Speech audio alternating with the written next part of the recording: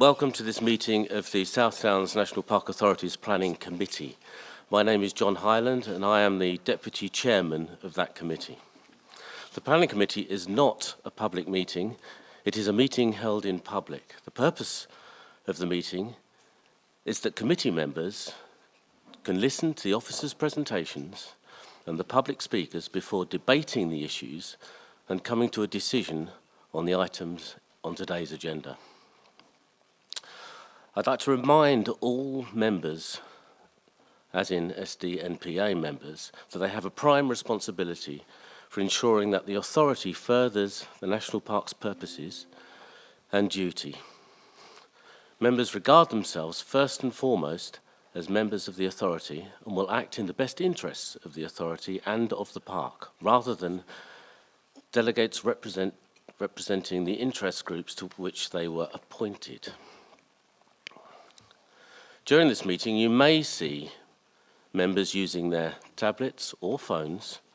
Please be assured that this is really to review background and other information from the local plan, maps, plans, etc., of the applications under discussion.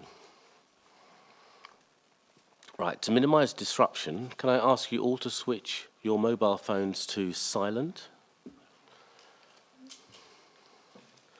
And please can I remind members and officers to speak clearly into the microphone, perhaps bringing the microphones forward and being no closer than 6 inches to avoid feedback. So presumably you can all hear me, so please wave at the back if that's okay. And I think everybody else understands those instructions. Right, if we can just move on to item 1 then, which is apologies for absence. We have Heather Baker, Stephen McAuliffe and Debbie Kernott-Ford. Anybody else? No. Okay, everybody else is present. Declarations of interest. Any declarations of interest of any of our members? Robert. Yeah, thanks, John. I've got a declaration of interest on item 6, public information. I am the County Councillor for Peacefield, that's within my division. I'm also an East Hampshire District Councillor, so it's within East Hampshire, and I know both the speakers against the proposition today. Thank you. Thank you, Robert. Anybody else? Oh, sorry, Daniel. Yes, I have a prejudicial interest in respect of items 8, well 9 has been withdrawn, 8 and 10. As the Lewis District Council representative on this body, I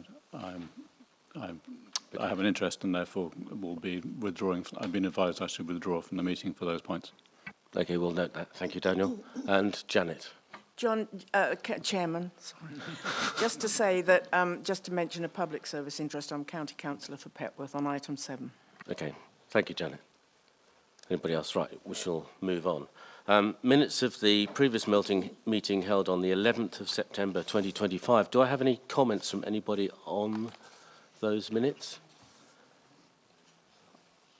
I shall take those minutes as read, and I will sign them as an approved record at the end of this meeting. Right, if we can move on to item 4. Item 4 is updates on previous committee decisions. Tim, I think, is going to update us on a decision in Lewis. Thank you, Chair. Members will recall they looked at Eastgate Street in Lewis, which is a contentious bus station site for residential development, including design and affordable housing on-site and off-site contribution. That was subject to an appeal for a judicial review by Lewis Town Council. They were unsuccessful in their bid to take it to judicial review. Item 12 talks about appeal decisions and judicial review decisions, so there's more detail there. But we thought it was important you knew that that was held not to be sufficient grounds that were put forward by the Town Council to actually go forward to judicial review, so we have issued the decision. Thank you, Chair. Thank you, Tim. Claire, I think, is going to update us on water neutrality. Claire. Thank you, Chair.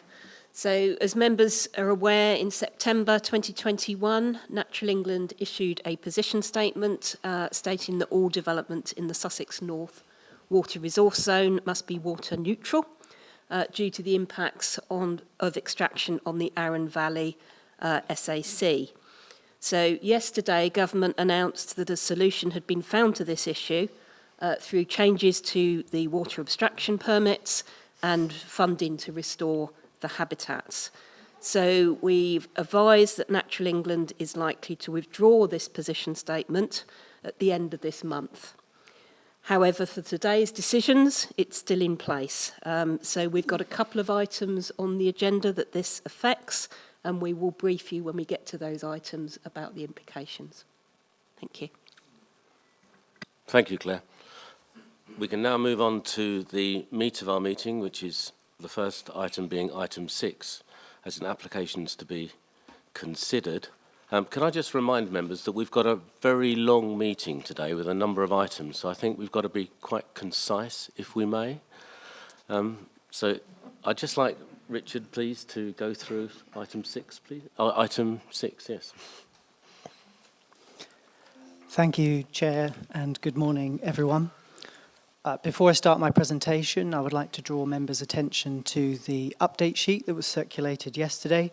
Hopefully all self-explanatory, but obviously happy to answer any questions regarding those updates. So my approximately 10-minute presentation is going to cover those 3 main considerations there. I'm going to just reintroduce the site, touch upon the outline planning permission, which underpins the reserved matters application, and very briefly touch on the reserved matters approval for the new access. Then go on to the proposals, and the report very much seeks to address members' reasons for deferral at the April Planning Committee, and those reasons are outlined in 7.12 in the report. I'll cover the quite substantial changes with the new scheme by introducing layout and design, etc. I think the report covers a breadth of considerations, but I think the main points to draw out are that what's before members is an assessment of the reserved matters, specifically to do with access, layout, scale, appearance and landscaping. That's in effect a full suite of considerations for the scheme. And in respect of the reasons for sort of deferral, largely around sort of design merits, some of the key development plan policy considerations are SD4 and SD5 in respect of landscape character and landscape-led approach. And BEP1 and HPA are taken from the Petersfield Neighbourhood Plan and have similar design ambitions and schemes being contextually appropriate. There are also a number of unsupportive consultees in the report, as you will have seen. In particular, our own design and landscape officers, highways have raised some concerns, and obviously the Petersfield Town Council have as well, who a representative is speaking today. I would, however, stress that the report does outline fairly detailed commentary underneath those consultee summaries in regard to officers' views, as well as the main assessment in section 7. But otherwise, there is a broad range of wider consultees who are raising no objections subject to conditions, which are included in the recommendation. And then lastly, there is obviously the issue around self-build and custom tenures and the affordable housing. And I will touch upon that as well, insofar as with self-build and custom, you would ordinarily expect future residents to be designing and having primary input into that design. But what's before us is obviously quite a fully worked up scheme. So the site is roughly about 7 hectares, which includes the housing here and the open space. It's allocated site H2 in the neighbourhood plan, along with G4, which is local green space. Here we have obviously a site next to the A3 with its access via Winchester Road. This construction works was the next stage of the access in connection with the commercial element that's got permission here. The open space is largely being used informally at the moment, but the scheme obviously seeks to enhance that as an amenity or local green space. We also have, hopefully you can just about see it, the defined public right-of-way in purple, and that would be proposed to be moved on to the new pathway that's proposed through the open space.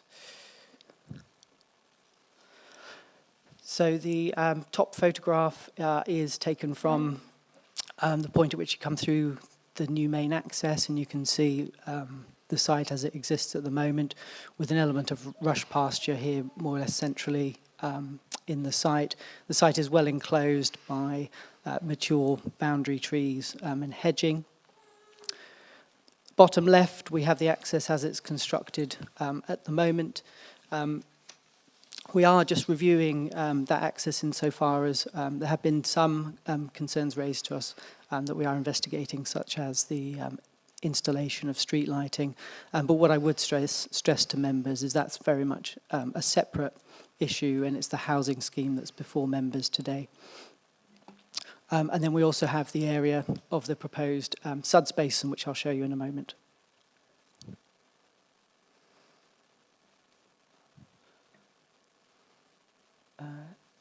Richard, it's stopped working. Ah, there we are, it's slow.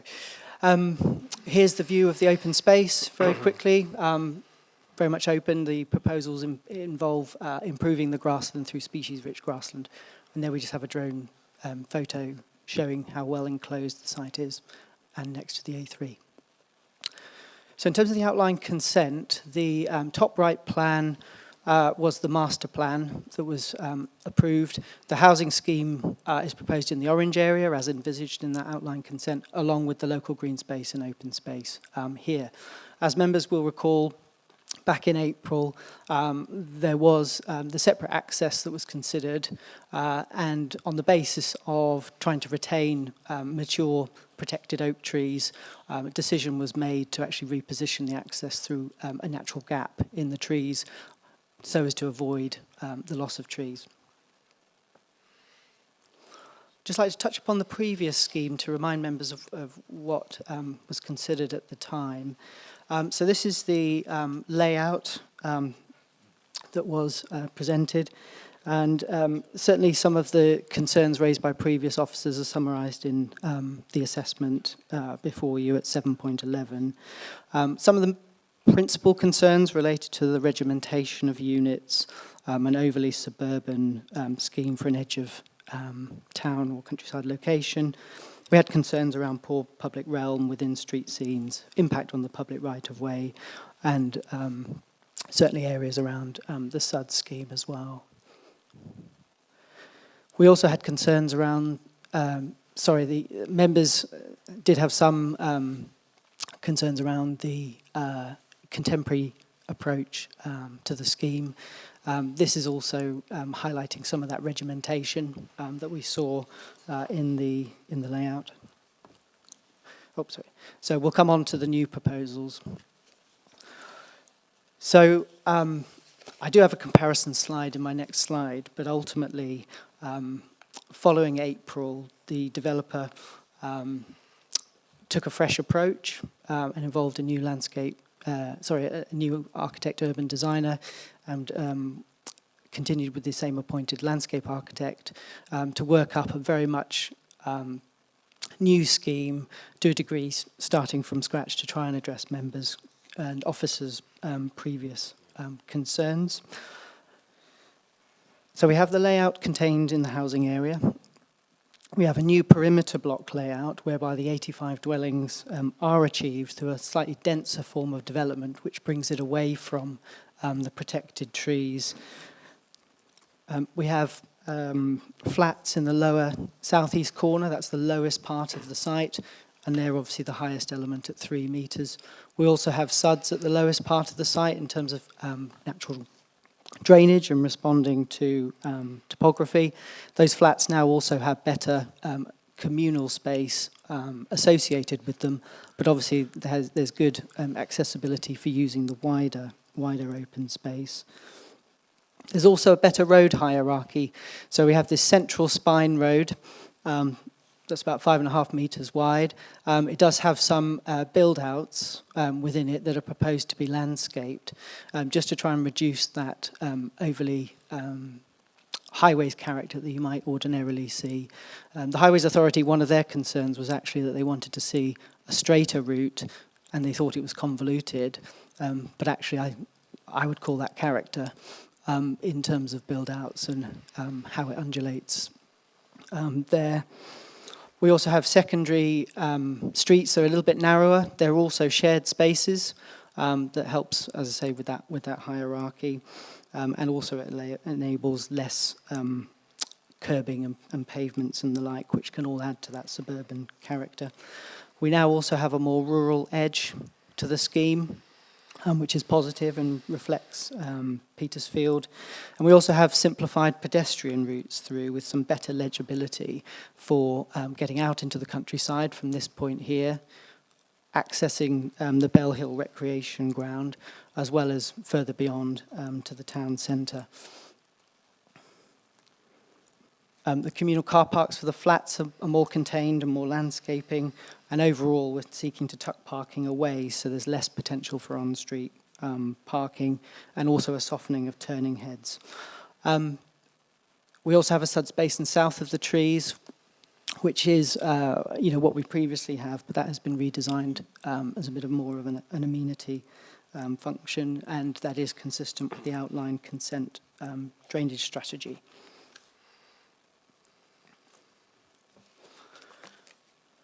This is just to briefly show you that comparison, and I think some of the main points there you can see.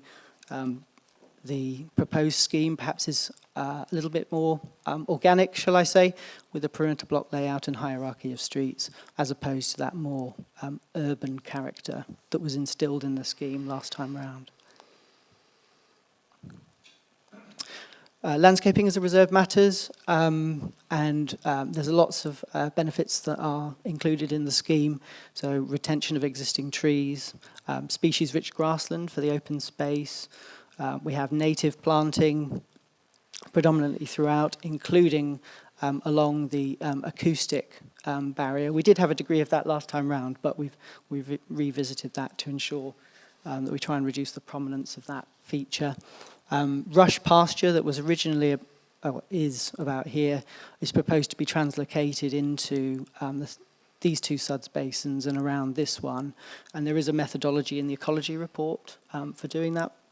There's also a wide variety of ecological enhancements, including bird and bat boxes, enhancements for dormice, and we have a simplified palette of materials for surfacing, just to try and reduce that suburban character.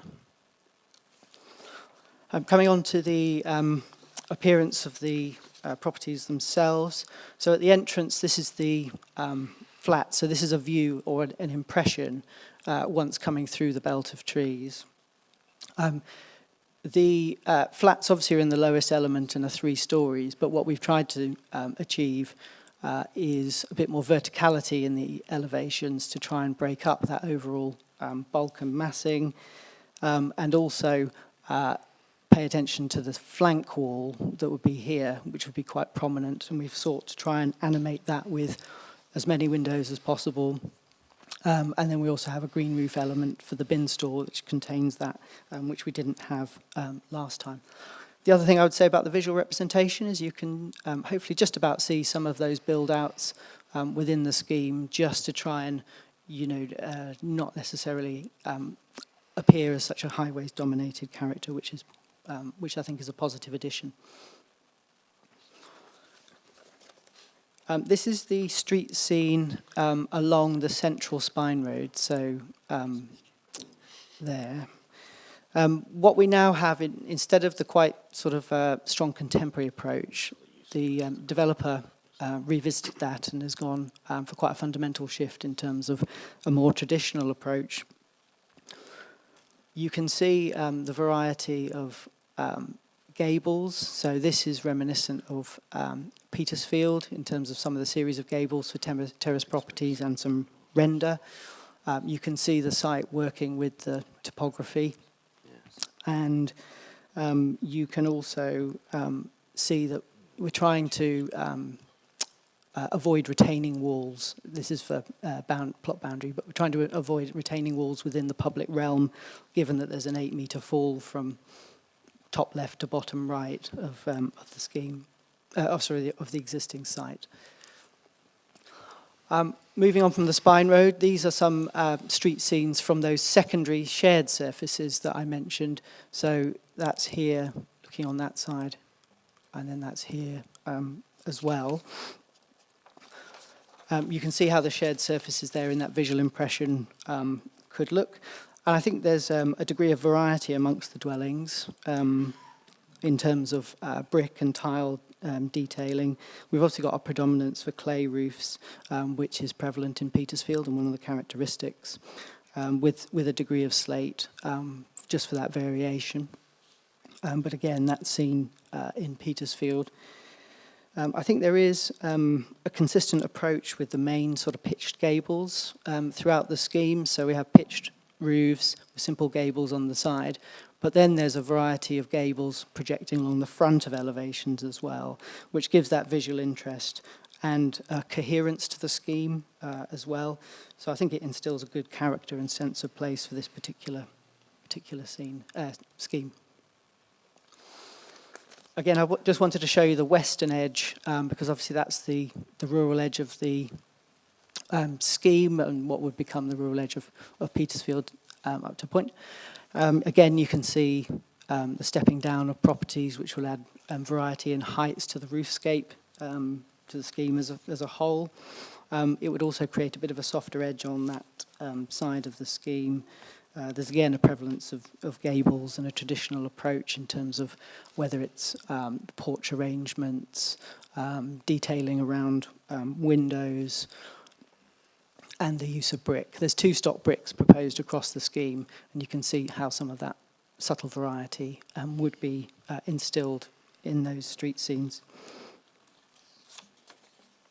And finally, the eastern edge of the scheme, I just thought it was important to show members the flats in a bit more coloured elevations and in their context for the street scenes. Again, those projecting gables were about trying to break up the overall bulk and massing of those buildings. Turning to the issue or the matter of the site's allocation and the affordable housing offer.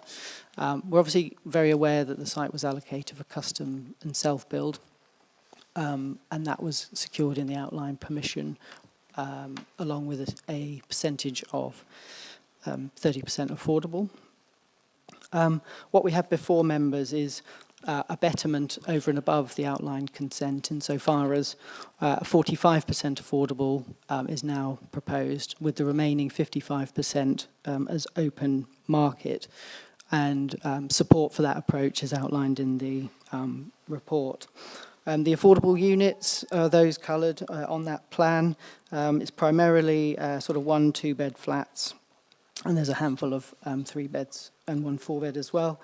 And all of the discount market sales have been sought to be 2 beds. So whilst they are in effect discount market units, we've agreed upon those being the smaller ones, which are relatively the more affordable in comparison to the larger units.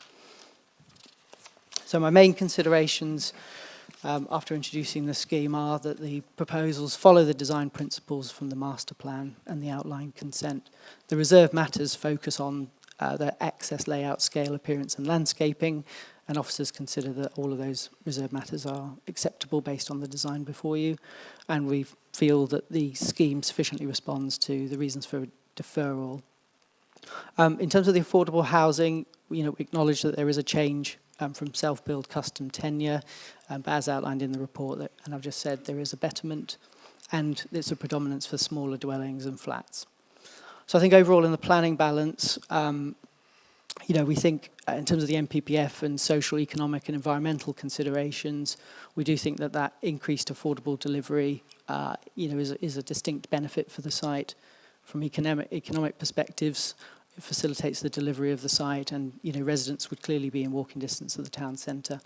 And from an environmental aspect, we have an acceptable design with sufficient enhancements, landscaping and improved open space and accessibility. Thank you, Chair. I don't know why that's in red, but the recommendation before you is to grant reserved matters approval, and I won't read it all out, but it's in the report. Thank you, Chair. Thank you, Richard. That's very good. I've just got a little domestic issue to cover. There's a black Nissan HD68 HWK parked at a fire exit. Can whoever's got it, please move it? Anyway, so moving on. Public speakers. We have 2 speakers against the proposals and 3 speakers for the proposals. So if I could ask our first public speaker, Councillor Anne Stevenson from Petersfield Town Council, to come forward.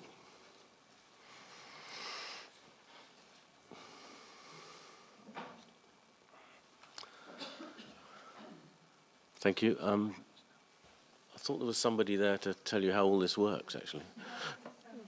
Yeah, just press the button. I'm sure you can.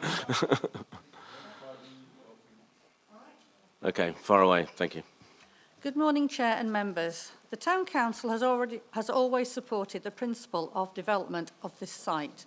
The site only came forward for development because it was included as a strategic housing site in the adopted neighbourhood plan, together with a set of comprehensive and sound policies.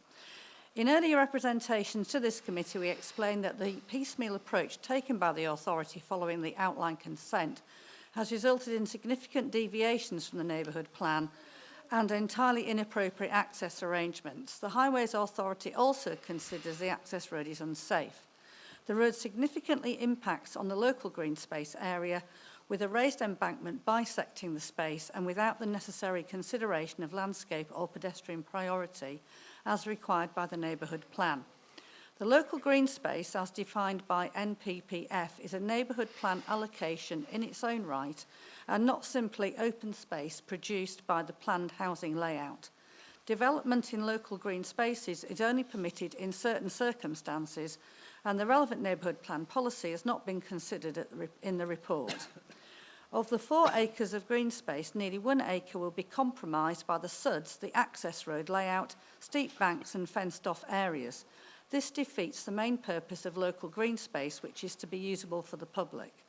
The proposed footpath connection from the steep banks of the access road into the adjacent recreation ground will require further substantial engineering works in order to develop a viable route. It cannot be delivered without further impingement onto the green space and destruction of the established green infrastructure boundary and wildlife corridors.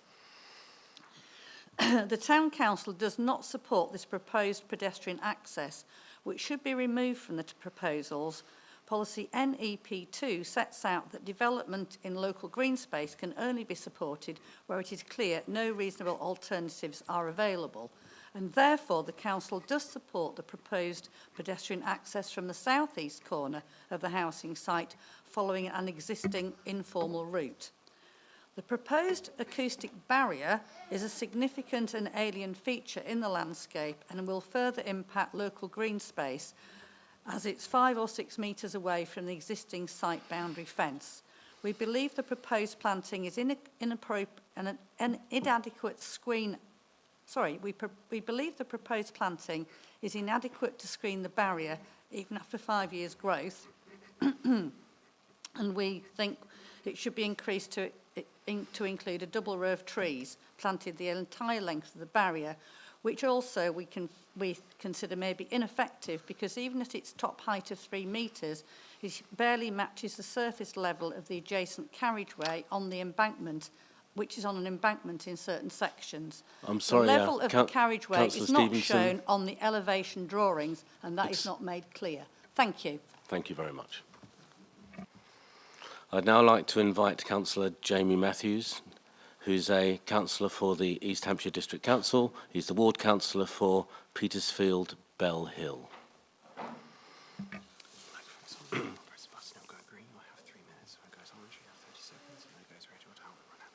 Thank you. The most significant deviation from the Petersfield Neighbourhood Plan policy for this application is the proposed amendment to the housing tenure, which you have been asked to consider today by amending a Section 106 agreement. Amending the agreement would be contrary to the resolution of this committee when it approved outline consent in August 2019.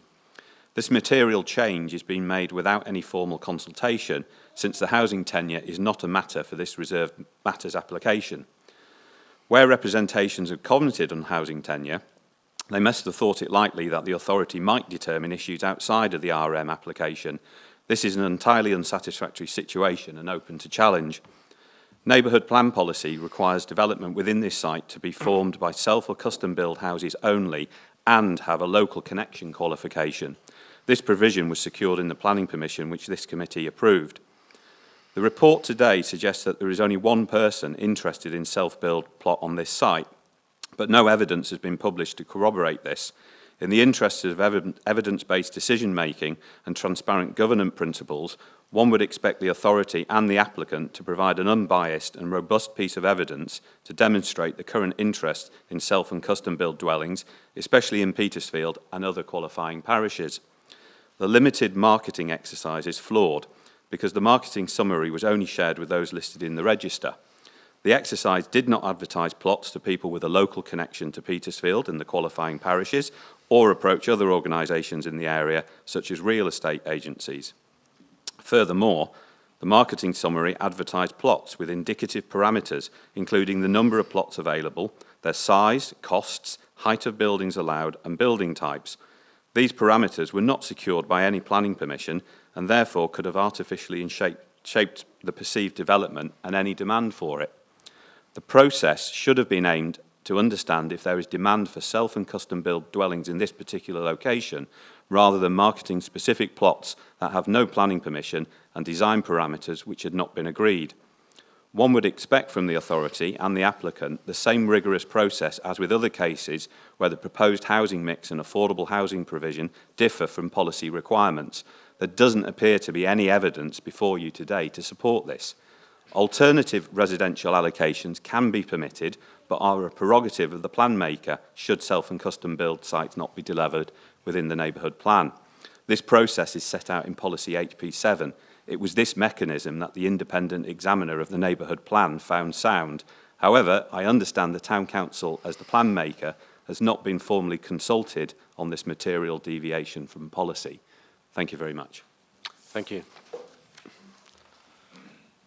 I now have 3 speakers in support of the application. If I can start with James Taylor, who's representing the developer Diadana Southern Limited. Or Dandara Southern Limited, sorry.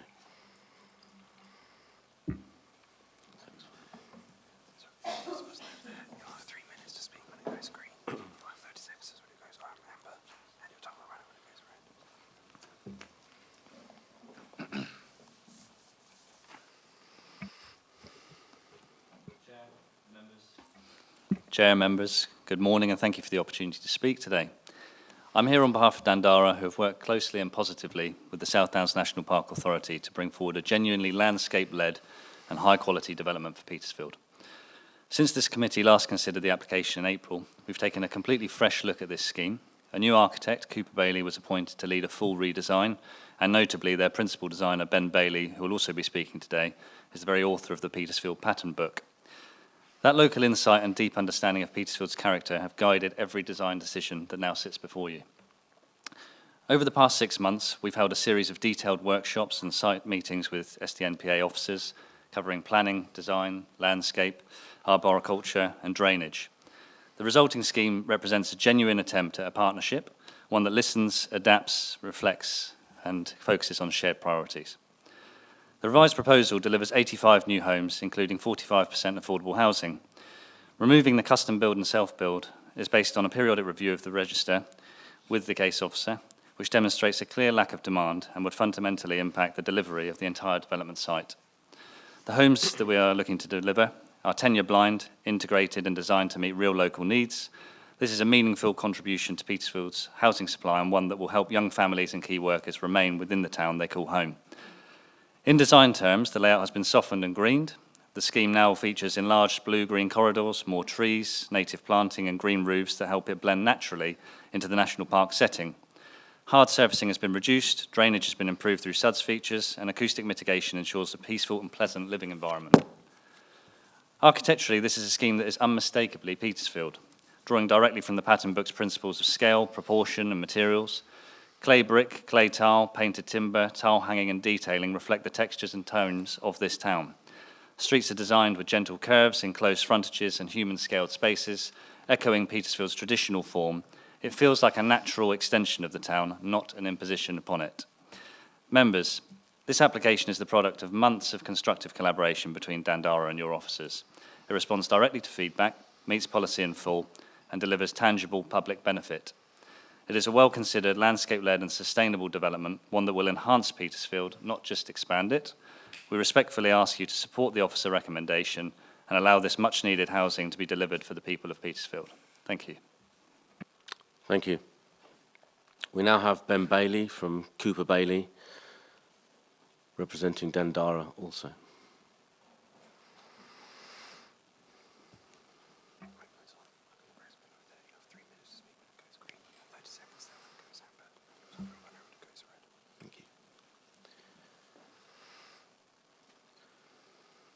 Good morning. I'm Ben Bailey from Cooper Bailey, and I was brought onto the project to look at a fresh eyes approach to the design. We started by obviously listening to the 2-hour committee that was previously reviewed the scheme, and there were some very clear objectives. One was to integrate landscape far more extensively, reduce the dominance of car parking, and actually provide a scheme that was reminiscent of Petersfield and all of its characteristics.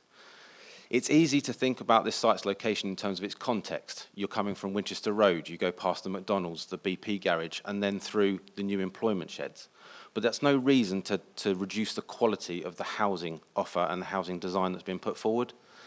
We worked with Case Officer and the colleagues in terms of reworking a new concept, agreeing those process, taking a step-by-step incremental focus to the design and ensuring that each element, whether it be landscape, drainage, or highways, was designed in a way that supported the scheme, embellished its landscape character and also the character of the urban form.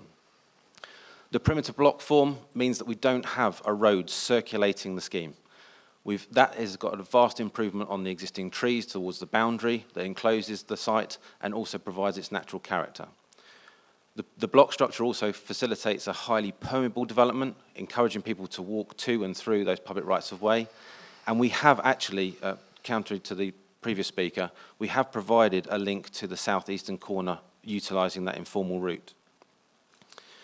The block structure itself allows for a less dominant street scene in terms of car parking. It's allowed us to get green and blue infrastructure genuinely within the site, and we focus that green infrastructure within the public realm. Whether you're transitioning through the central road, which has got the characteristics taken directly from Petersfield, as Richard Ferguson has carried through in his presentation, the shared surfaces and the transition to the countryside edge is reminiscent of everything that is distinctive about Petersfield and covered within the pattern book, both in terms of its structure and its materiality. Conversations with highways have been had in terms of reducing the dominance and width of roads in order to make it slower speeds, and also safer for pedestrians and cyclists within the development. The architectural form, one of the key things that came from the committee previously was this transition from contemporary architecture to something more traditional. We followed the pattern book and the materials to the letter. The CGIs that have been shown previously as part of the previous presentation, they are accurate CGIs. They are not artist impressions. They are working to the levels and the architecture that we have designed within the planning application.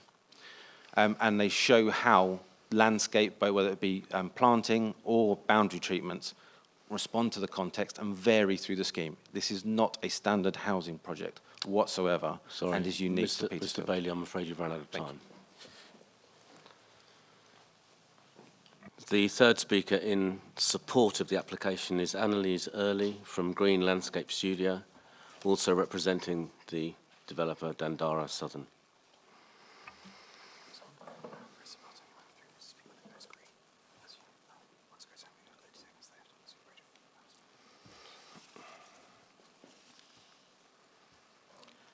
Good morning, Chair and committee members. My name is Annalise Early. I'm from Green Landscape Studio, and I have been working on this project since the initial project, so for the last 2 years. So I've been very involved with this scheme, and our starting point for this project has always been the landscape baseline, making sure that we understand the landscape, we look at all the elements that make up this landscape.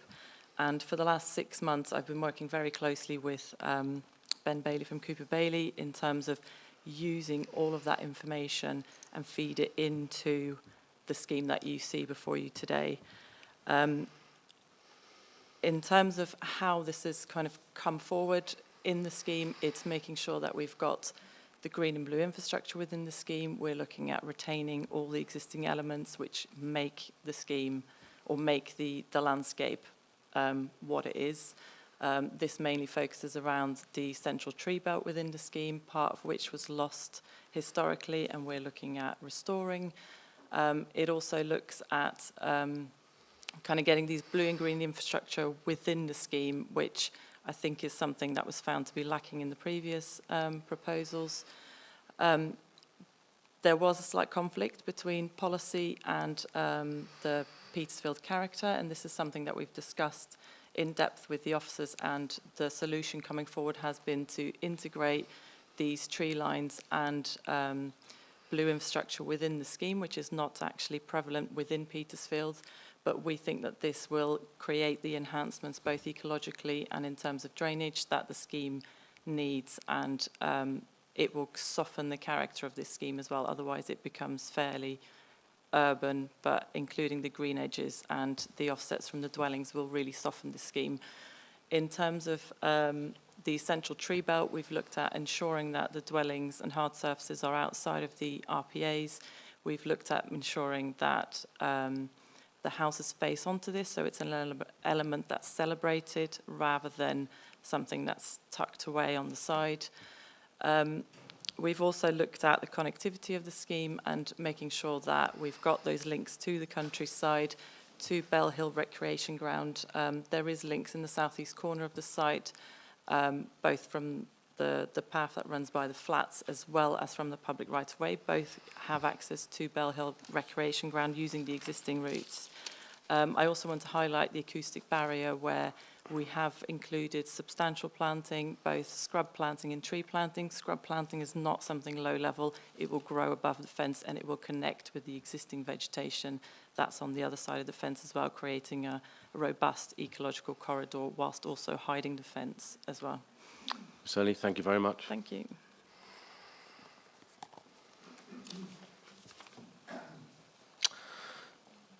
Okay, committee members, it's over to you now to make comments on the scheme and ask any questions that you feel appropriate. Who would like to start?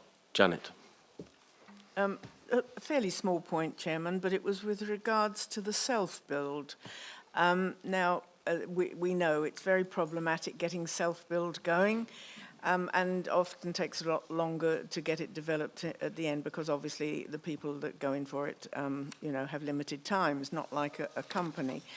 But I would have thought that the local East Hants, I suppose it would be district council, they would have a register of people that were interested in self-build, and so presumably they would have been asked if anyone was keen to do it, Chairman, and that would, if there was either an interest in people from that list or there wasn't. I just wanted to clear it up. Thank you, Janet. Would you like to clear that up, please, Richard? Thank you, Chair. So the National Park, as the local planning authority, we're the ones responsible for the self or custom build register, not East Hampshire District Council. Hence, you know. East Hants, Chairman, my brain wasn't in gear for that. Thank you, Janet. Comments from anybody? And is Richard going to carry on and tell us what the position is about that then? Richard. Yeah, we are the ones who are responsible, and can you just remind us what the situation is then? Because as we know, in the history of this site, there was an ambition for self-build on this site. And can you just remind us as to what the position is and the justification as Thank you, Alan. officers saw as to why that is not being followed now?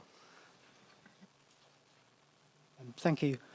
So the planning balance that is set out in the report acknowledges that there is that conflict with the allocation policy in the neighbourhood plan.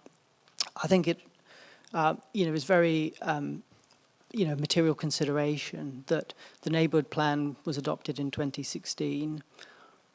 The outline permission was granted in 2020, and since then, a self or custom build scheme has not come forward.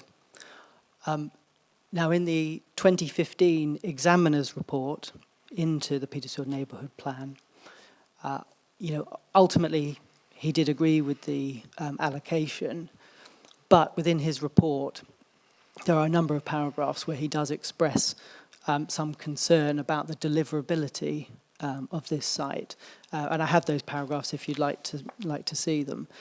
So I think against that backdrop, the fact that the site hasn't been delivered, and we have an applicant here who is proposing to deliver the site with a betterment for the affordable provision of 45% over and above what the outline secured. That's in the planning balance, and that's why officers are recommending approval. If I can also just, hopefully that answers your question, but if I can also just add about what we mean around self and custom build and how that relates to affordable. So self and custom build is not a form of affordable housing. It's not defined in the NPPF, unlike affordable rent, social rent and the like. Custom and self build is not targeted at local need or people in affordable need. Ultimately, it's people having the ability to purchase a plot and either build it themselves or have a developer build it for them. But once you have that property built, it's in effect an open market dwelling. Whereas what's proposed now is affordable housing, 45%, that would be secured through a deed of variation on the 106. So there is that improvement, and there is that added, security of trying to provide a good amount of affordable to try and meet that local need. Thank you, Chair. Thank you, Richard. For clarification, can you just put the slide back that had the percentages of affordable against market and rent, please? Okay. Robert. Richard, can I follow that up, please? I'm just trying to understand the legal position. We gave outline on the basis of the neighbourhood plan, on the basis of what was agreed. We're now changing that, as Councillor Matthews points out, without the evidence base to support that change. And I'm interested in the legal situation of a major change to an outline permission without having gathered the evidence to support that change. Thank you, Robert. Can you answer that one? I think in terms of whether there's an evidence base or not, it's assessing the merits of the application that's before us within the overall planning balance. And I think what we have here is a developer that's proposing 45% affordable that we're putting in the planning balance in respect of what the allocation sought to secure and what the outline permission secured. In terms of the legalities, there is, within the recommendation, a deed of variation that would secure the different tenure to what's outlined in the outline 106. Thank you, Richard. Just for final clarification on that, I think we can make that decision, but Tim will just reinforce that. Can you, Tim? Chair, thank you. No, there is a degree of evidence base, and that's what the discussion is, and you've heard speakers talk about the exercise they went through, and it's for you to decide whether you think that was reasonable or not. But based on that, you are in a position to be able to change the legal agreement if you so wish. So it is within your gift, and that is legally sound, to have a deed of variation. Thanks, Tim. That's helpful. I'm just make sure I understand this. The outline we're changing. So why is this not an outline permission that we're giving today, as well as reserved matters? That's what I'm struggling to understand. We're changing the outline without really going through it and discussing it, and that's what I'm struggling with. Tim. Forgive me, and for clarity, you're not changing the outline in terms of the description of the development, the amount of houses and all the rest of it. You're changing the tenure type, and that is always allowed as part of the submission of reserved matters. It's almost separate to the reserved matters. It's a change to the legal agreement. But but it's not a change to the outline permission. So just be totally clear, that's not a reason for a refusal. We don't have on that basis, that is not a ground for saying we do not approve this application today. Tim. It's not a ground for refusing the reserved matters, no. You could refuse to vary the legal agreement, but our view is that we'd be on tricky ground there, given the information we have. It's for you to decide whether that's sufficient or not, but given all the information we have as outlined, that would be, I think, a difficult position, particularly in this market. Robert, are you happy with that answer? I think Tim gave a comprehensive answer, which, whether I'm happy or not, is irrelevant to that. Probably true. Thank you. Alan. I will say a little bit about that point, but first of all, I'll say how pleased I am and how greatly improved this scheme is from earlier versions of what had been proposed on this site. In my judgment, such objections as there have been don't merit being regarded as overcoming the case in favour of approving the development now proposed on this site, which is, after all, an allocated site. It's really pleasing, the effort that has been made to fit the development into the general feel of Petersfield compared with what we'd seen before. On this question of the tenure, I'd just like to, because being a lawyer myself, I'm always struck by the situation when someone says there is no evidence or something like that. I have to say that that statement was wrong. The position where we've got a position where on this question of whether it should be self-built and so forth, you've got officers and applicants saying we've looked into this and no one's come forward, and et cetera, and we're proposing a different solution. That is evidence. That is evidence. There is evidence for that. What an objector frankly has to say in those circumstances is, I've done a study of this. I've got 59 sort of would-be self-build people desperately keen on these sites, and I've done an analysis and so forth, in which case there is rival evidence. And then what we're interested in is the balance of the evidence. But it is simply wrong as a matter of the fact, judgment, whatever you care to call it, to say when you've got officers and applicants saying, look, we've looked into this and it just isn't going to work. That is evidence. It may not be strong evidence if there is counter-evidence which is stronger than it, but it is. It's just wrong to say there isn't evidence to justify this view. I have to say the common sense of the situation convinces me that there is a reasonable evidential basis for forming that view. It all sounds reasonable and accords with, frankly, a common sense judgment of the situation. And that, combined with the much improved scheme, leads me to be very happy in recommending that other members do what I will do and approve the scheme as put forward before us. Thank you, Alan. Any other comments, please? Paul. Yeah, I'm pleased to hear that call to other members, Alan. I certainly agree that this is a huge improvement on the scheme we considered in April. I think the officers working with the applicants have done a fabulous job, and I'm very pleased to see the result.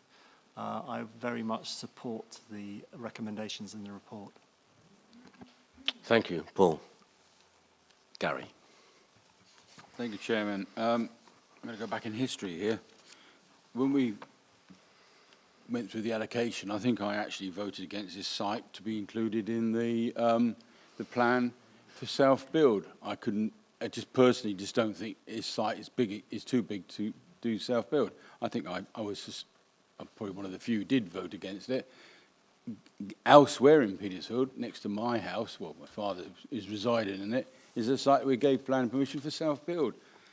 hasn't changed. They mow the grass, that's all they do, since they've given planning permission for it, because there is no appetite, despite what you've heard. And if you go back to on page 27, the reasons for deferral, even though the officers recommended refusal, it didn't include self-build. Self-build, I personally, it's an aspiration as opposed to it must happen. I have two other concerns on this site still. It is better. I can't deny it is a better site than, the site's the same, but what they've come up with is a better solution. But there are some other parts of it which I find I would need to hear from the officers and other members if they satisfy my reasons for me to refuse it. I mean, I don't know if we're in debate yet. Are we in debate, or are we still asking questions? We are in debate, actually. Gary. Oh, we're in debate. Okay, fine, brilliant. Okay, well, let me go then to pages...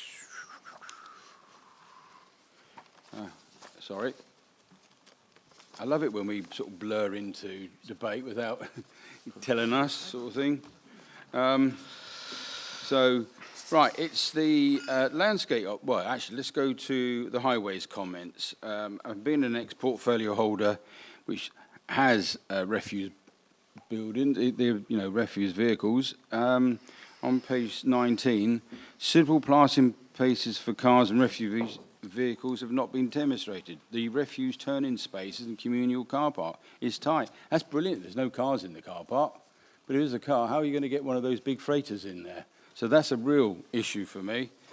The landscape officer, this is the one which I'm having real difficulty because I'm not a great lover of this translocation stuff. Because when we visited the site, you needed waders. And moving the rush pasture from where it was to round the suds, still going to flood, even without the rush past. So I really can't understand how that's going to stop that from happening. And secondly, the drainage design, they have said the broad walk is gone, which is good, but the winter ground floor monitoring is needed. And we went there, I can't remember when we actually went there, probably before the April meeting. Had been a very wet winter, hasn't been a very wet summer, but it was a very wet winter, and it was bog extraordinaire up there. So I'm not 100% sure this site can be sustainable in the amount of houses that we said, because the bottom part of it is always going to flood. Thank you, Gary. Thank you, Chairman. Richard, can you answer those in that order of highways and drainage, please? Thank you, Chair. And we do have our transport officer here if needed. I think in terms of highways, yes, the Highways Authority have raised some concerns, bear with me. But, I've been looking at dimensions throughout the layout and some of the visibility splays and tracking through the scheme. And it appears satisfactory to me in conjunction with taking into consideration the SDNPA transport consultee response, which to a certain degree is counter to the Highways Authority. I think it must also be remembered that the roads aren't proposed to be adopted.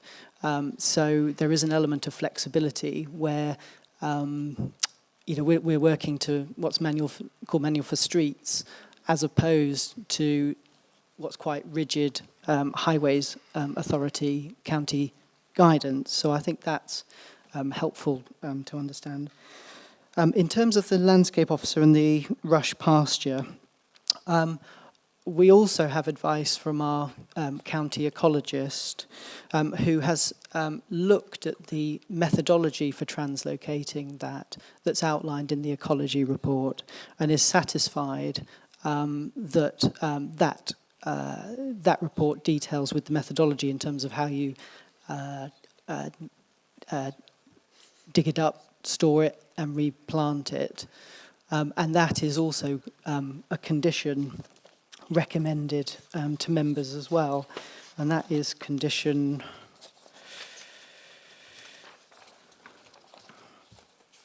12. So section 7 of the ecology report details that methodology for moving the rush pasture. In terms of the drainage design, so we have obviously throughout the design iteration process been looking at drainage and how best we try and capture that at source through the layout. So we have various functional swales through the central spine area. We also have the suds basins at those lowest parts of the site. We don't have a lead flood authority objection in regard to the technical specifications of that drainage successfully functioning in terms of the positions and sizes of suds basins to accommodate the scheme before you. Thank you, Richard. Oh, of course, Gary. Yeah, thank you, Chairman. I'm slightly confused now. Yes, it's not going to be adopted, fine. However, a lorry is a lorry. If you can't get a freighter lorry in, no matter who said you possibly can, you can't. Because we cannot, in all honesty, give planning permission for this site and expect East Hampshire to purchase a vehicle so it could possibly manoeuvre around this site, because that is just plain wrong. So you just cannot do it. Freighters are freighters. If East Hampshire are prepared to buy a freighter, specifically for this site, well, good luck to them, they've got more money than we have. But I just cannot, if you're saying we're working to do different types of, we don't like that one, so we're going to work to that one, we don't like that one, we're going to work to that one, that's just not right. A freighter is a freighter. Sorry, Chairman, I'm just going to dig my heels on this one, I'm afraid. Thank you, Gary. Gary, I don't know whether you noticed, but I saw a tracking drawing just now in front of me. This one here. This may help to answer your question, of course. And Richard's going to comment, please. Chair, if I may add, the tracking for a refuse lorry has been used for what's called the super refuse lorries. So they're the big ones, to make sure that there's sufficient access, whether East Hants use the big ones or they're more kind of standardised ones that, serve my own house. Richard, thank you for that clarification. Gary, does that assist you? Thank you. Any other comments, please? Andrew. Yes, sorry to go back to the drainage issue again, because I think we all saw just how wet that site was, and our comment at the time was, why didn't they choose the driest part of the site to put the housing on? Well, as we now know, the driest part of the site is the area which has been allocated for recreation and is adjacent to the A3. That said, one can create situations where sites can be adequately drained to put housing on. But whether that is by using a suds-based system is, I think, something one should delve into. Because one thing I've noticed, the difference between the drawing of the previous site, and I do concur with others that it is a better design overall, is that there were two drainage areas within that site, two areas which seemed to be designed that they would have water in for periods of the year. But now they've disappeared and we have a larger area, which my recollection of what we saw in the lay of the land is that big suds is on the other side of the ditch, or the site of the ditch, which used to run through the site. So in other words, it actually won't serve the site, because the ditch goes through the site before you get to the suds, which is adjacent to the business end of the site. So as far as moving rush pasture, as it's called, there's no such thing as rush pasture. You get a pasture, be it a rough pasture or a field, and if it's too wet, rushes will tend to grow in it. Drain that field, the rushes will disappear. So it is indicative of a drainage problem, and that whole site is indicative of a drainage problem. And I'm therefore terribly worried that with the way that the site is designed, there is going to be a drainage problem, because even if you move the rush pasture, you still have the underlying issue the reason why the water is there in the first place and where the water is coming from, which will be uphill of the site.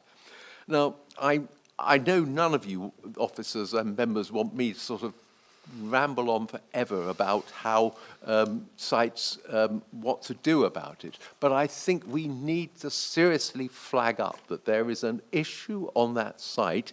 There is an issue we all know about on that site, but whether or not the approach which is being taken will deal with it, especially in seriously wet weather, is open to question, because whilst one can redesign a road in the light of an issue, you could make it a couple of foot wider on a couple of corners, whether one likes it or not. You can't redesign a whole housing site if it's built on a swamp. Now, I'll leave that there. But the other thing I wanted to bring up is that whilst Condition 3 talks about sustainable design, what it doesn't sort of go on is that we haven't insisted on PV panels, for example. As far as I'm aware, there's been no mention of PV panels. There's been no sign of them on any plans or elevations.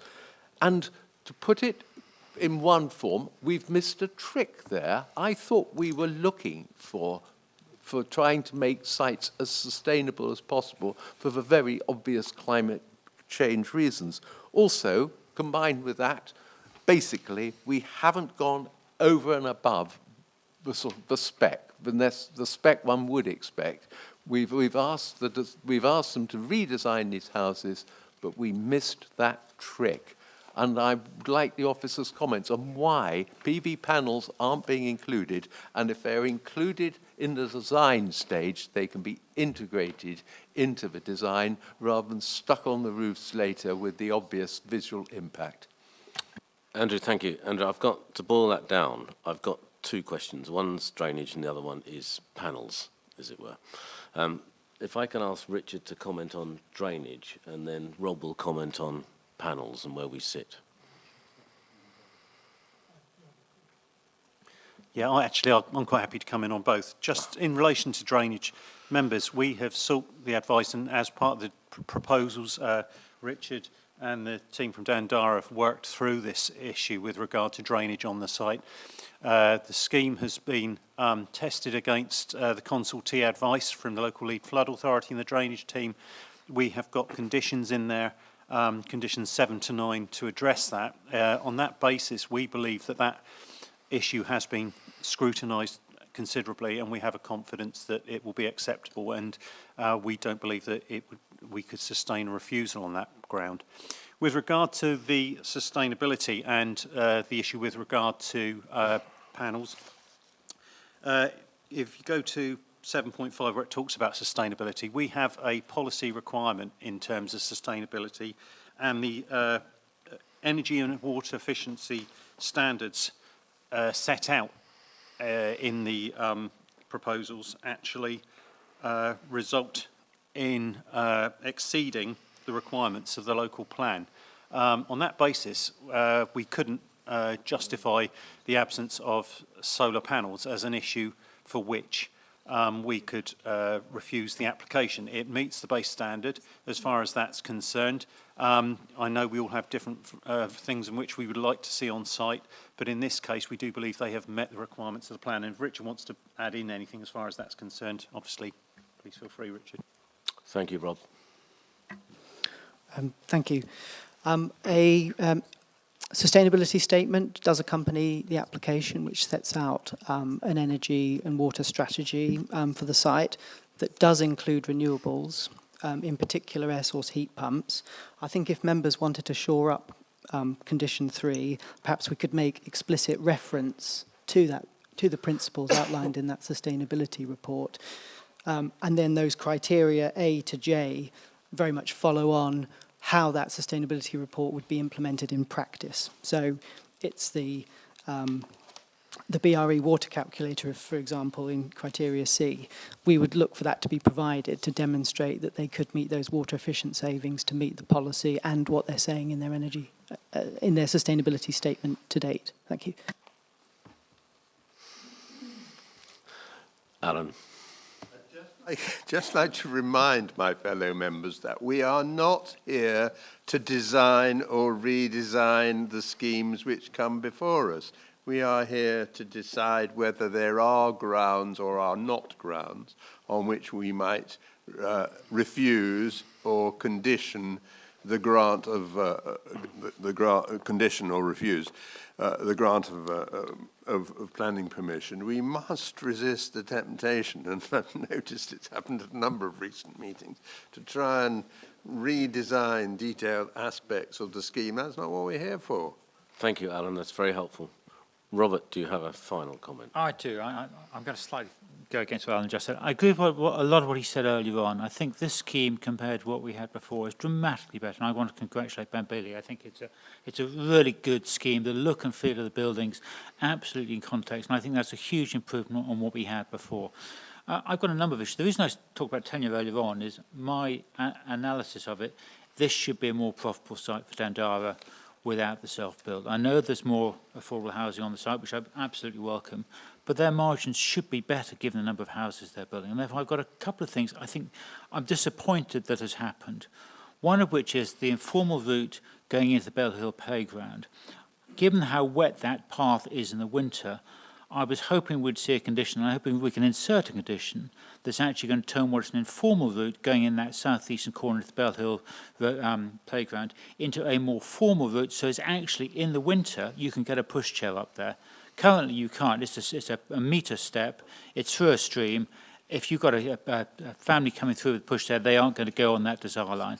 And I think that's a condition we might be able to impose on them to make that a usable footpath at the informal route year-round. Robert, sorry if I can stop you there. I think condition 16 deals with that. I'm just making sure make sure it's in the winter you can get over that metre step, and actually absolutely making sure if you walk up that step, it's quite marked today and it's very dry. If you did it in January, you'd need to have boots on to go through it and you wouldn't take a push out. I'm just making sure we do that. The second issue is the point that was raised by one of the speakers about the green space. The SUDS area is taking over a huge chunk of the green space. I understand why sustainability's had to do that, but what I'm disappointed by is the fact that the neighbourhood plan originally stretched out the green space in front to be the leading feature of the design, and we're now putting the road through it.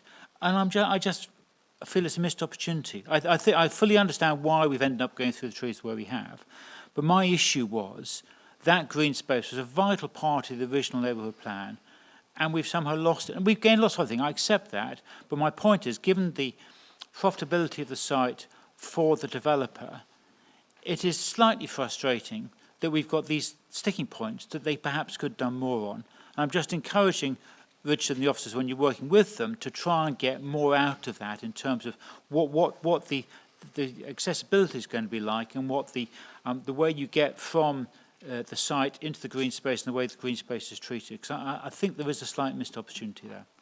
Robert, thank you. Are there any further comments? I think we can move on now to... Sorry, Richard. Sorry, Chair. Just in terms of responding to Robert's comments, Mr. McCarthy's comments, we do actually, in the outline consent, I can't find it now, it does actually, there's a condition that requires the scheme to be in consistency with the drainage strategy that was conditioned at the outline consent, and that drainage strategy does include multiple SUDs in that local green space, and we've reduced it from 3 down to 1. So we are trying, we are cognizant of that, local green space designation, and we've sought to try and address that. Thank you, Richard. Okay, I think we can come on to our vote here. Do I have a proposer and a seconder? I have a proposer and a seconder to go through, Richard and Alan. May I have a show of hands of those for the application? 1, 2. And those against? And abstentions? Thank you.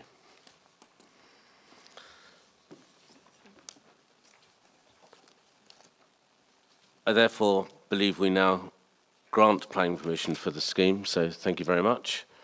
And I'd like to just go through the recommendations, just in terms of the fact that the final form of words of the recommendations that are in front of you will be delegated to the Director of Planning in consultation with the Chair of the Planning Committee, just so that you're all aware that it may not be precisely what we say here. We may have to adjust those forms given the comments that we've made today.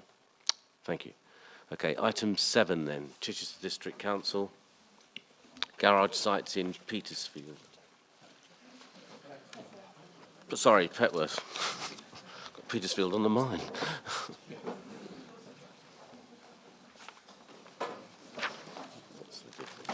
probably.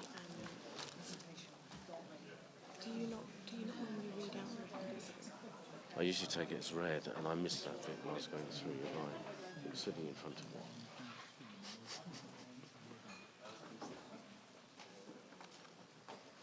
I'm happy to read it for you if you want me to. No. We normally...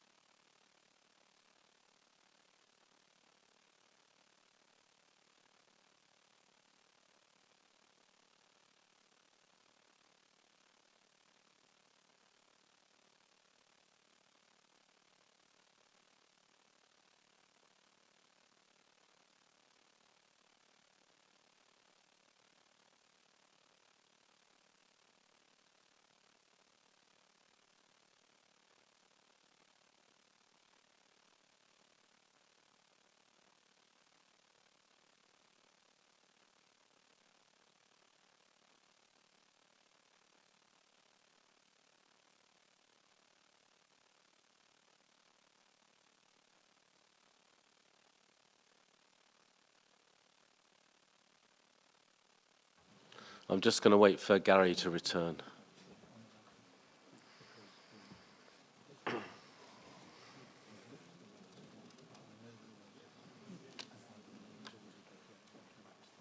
Good. Okay, if we can turn to item 7, which is the garage sites in Petworth.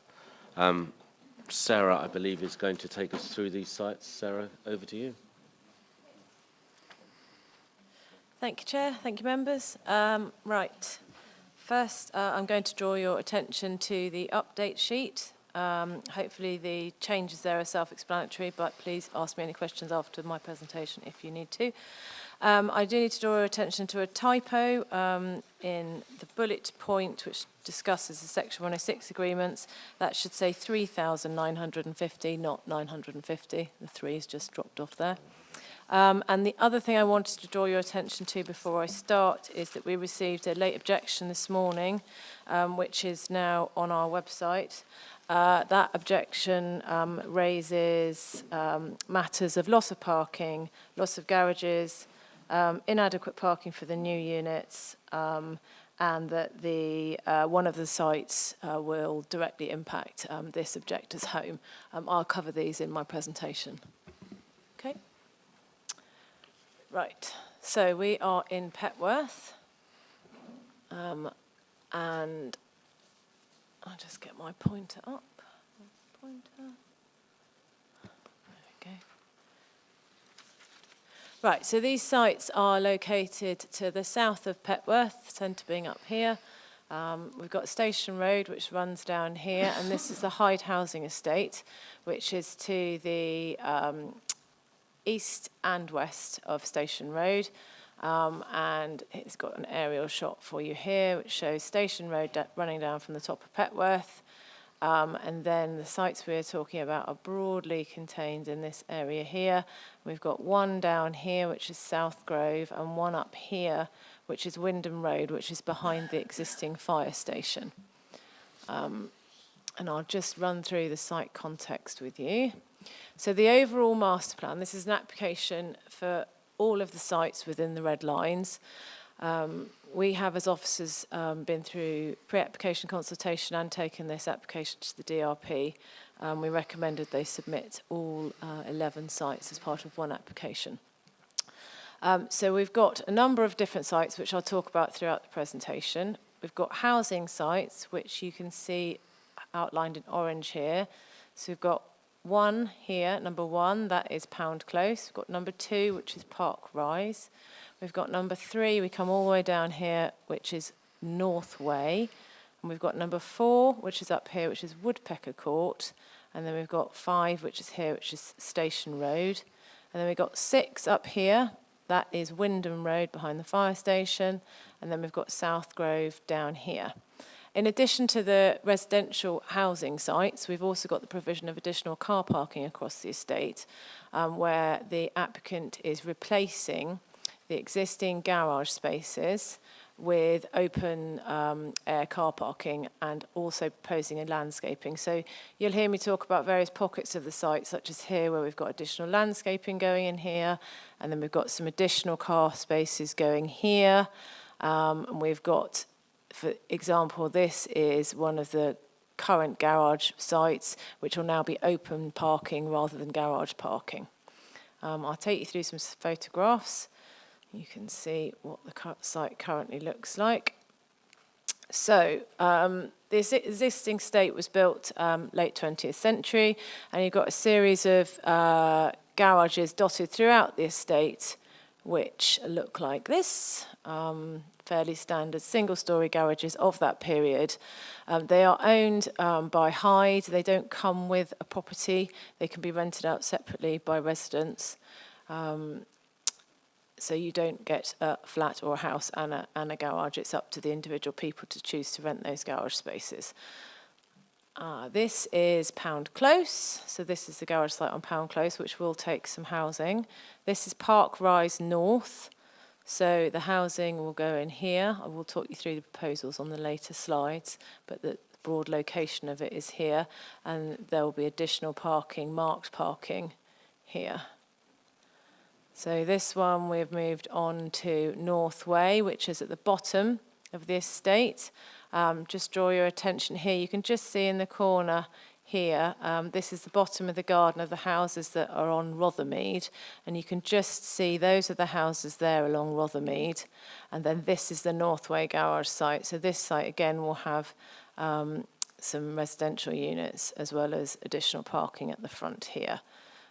This is Woodpecker Court. Again, you can see the fairly close relationship with the existing houses, which exists across the estate. It's quite a lot of housing on this estate, and a lot of it is fairly close to each other. You've got a more modern 1980s insert here, and this is, again, Woodpecker Court. And then we'll just move on to Station Road. So Station Road, it's adjacent to Woodpecker Court. This is that modern building I pointed out. These are the Woodpecker Court garages, and these are the Station Road garages. There is a key pedestrian link through here, which we, as part of the pre-app proposals, asked the applicant to maintain, and they have done. So this is very much used by school children who walk down through the estate to here and then cross over to go up to the pedestrian link to the school, which is past the South Grove site. This is the site behind the fire station, so this is Wyndham Road. The access is in here, and then you come down to the garage spaces here. You can see the firefighting practice tower here, and that is looking from Station Road, so you can just see the tower station, the tower there, and the site. You can just see the brick wall there. So most sites are fairly enclosed by the existing estate. This is South Grove. So this is the other side of Station Road, the eastern side. Again, you've got the garage sites. You've got a large tree here which will stay. The application doesn't propose to move any trees, so this one will be crown pruned in order to enable the houses to be built here. This is the pedestrian route that comes down past Southgrove and then onto Station Road. And if you were to turn around and walk the other way, you'd be going towards the primary school. And this is just coming around the back here. You can just see the corner of that building there, which is the end of this run of terraces here. And this is the boundary wall of these garage spaces. So this view for these residents will change. You'll have a two-storey property kind of located about there with a pitch roof.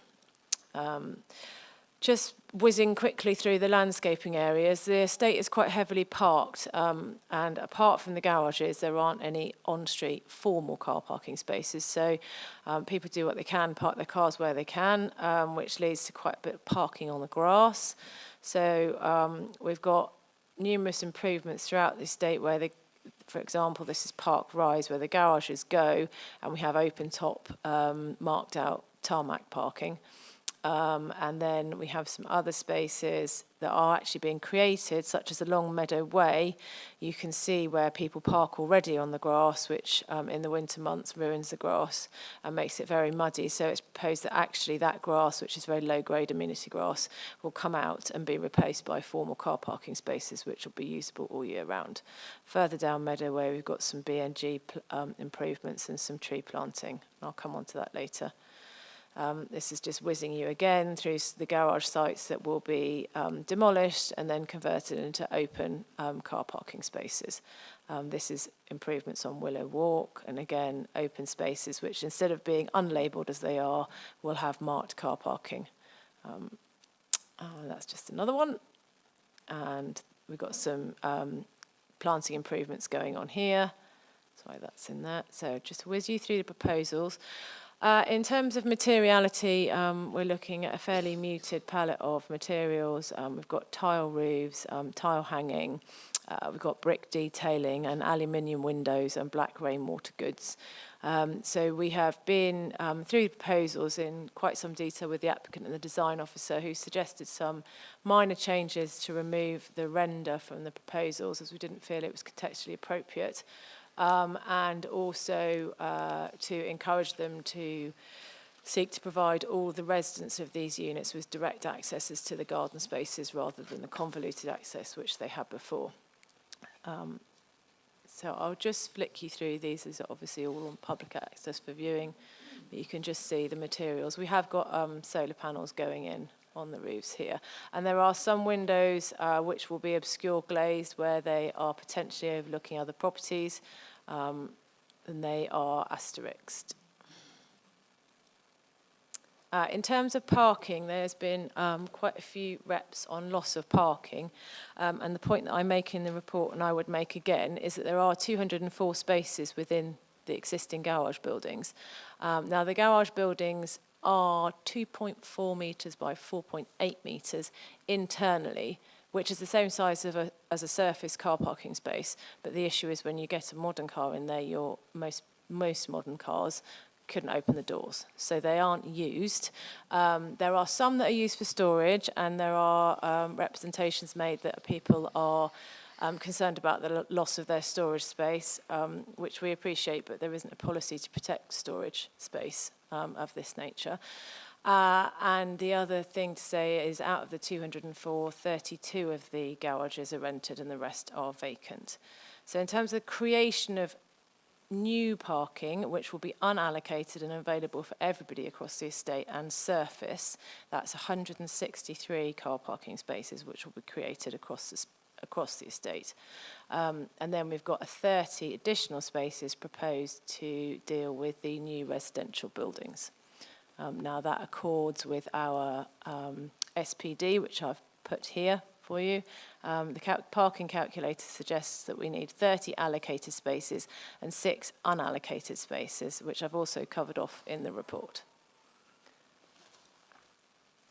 Just to remind you of the key policies, we have got the South Downs local plan, local plan and the neighbourhood plan. This is within, all of the sites are within the settlement boundary, and Petworth itself is a sustainable location. All of the sites are within 1 kilometre of Petworth. town centre, as it were. And there are also bus stops located within 400 metres of every site. So it's a highly sustainable location. It's supported by the Petworth Neighbourhood Plan in terms that they support integrated windfill sites, housing mix and affordable housing. It doesn't accord with the Petworth Neighbourhood Plan parking provision calculator, but I would note that that is superseded by the local plan, which is the most recent document in terms of parking calculator. Just moving on to residential amenity, I just wanted to highlight the close relationships of some of the residential proposals. So this is Pound Close at the top, and you've got some properties along the end. This is Downs View here, which you access from the top up here. You've got 6A Downs View and 8A Downs View, and 7 is here. And you've got, these are two-storey properties which face this way in terms of their entrance. And they have windows in their flank at ground floor level, which are unobscured, but they would face onto the proposed boundary wall treatment, which will effectively replicate the garages that are there and be a brick boundary wall. At first floor level, any windows in this flank elevation will be obscure glazed. This is a bungalow building, and as is this one here. So the first floor windows actually would look over the rooftops of this house. So we feel in this context, given the surrounding relationships and the close urban nature of the whole site as a whole, really, that this relationship here is acceptable. And this is Park Rise, so this is site 2, where again we've got a close relationship. Effectively, this proposed new building continues this terrace. And 8A Downs View looks out this way over the existing allotments, and its garden is located here. It does have a window here, and this distance is closer than our SPD would recommend. So this distance here is 11 metres, and our back-to-back SPD recommendation is 22 metres. But the only window in this elevation faces directly onto a close-bordered fence. That's the existing situation, which lies here. That close-bordered fence would be replaced with the same height brick boundary wall. And as I said, any windows in this elevation looking this way would face out over the roof, because this is a bungalow. So that's that site. Coming on to Northway, this is the one at the bottom. So again, we've got some fairly close relationships throughout the site. I have got a slide later on that shows you distances, but these distances here are between 20 and 23 metres. We've got a back-to-back distance between this is the boundary of the garden wall, and this is the boundary of the new building, which will sit on this site.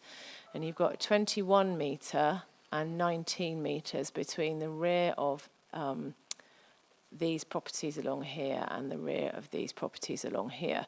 Now that does not accord with our SPD, but given the relationship across the site and the fact that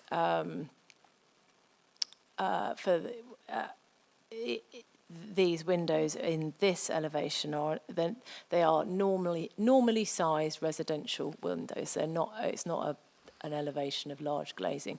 We consider that this relationship here, whilst it will undoubtedly change this occupant's outlook over what is currently garage roofs, they have an outlook over the single-storey garage roofs, that will undoubtedly change, and they will see the back of a terrace building very similar to the relationship here, which in this instance is considered acceptable on the planning balance. Just moving on to Woodpecker Court. Again, we've got close relationships, but where we've got a back-to-back distance here, we're a bit further away, so we're in excess of the SPD. And again, where there are flank windows, where there are windows in the flank elevations, these are obscure glazed. That's Station Road, and then we're going on to this is Wyndham Road, so behind the fire station. So these houses we approach through the car park, and then this is the front elevation, this is the rear elevation. So all the main windows look this way or this way. This distance, again, is quite close. This is about 11 metres. But these properties are raised up about 2 metres higher than ground level here, and there aren't any windows that aren't obscure glazed in this elevation. So again, the viewpoint for the occupants of these two, well, this one especially and this one, will change, and they will look out over a pitched roof rather than looking out over single-storey garages. Again, on the planning balance and given the close relationship and the town nature of the site, we considered that was acceptable. Just moving on to the landscape strategy.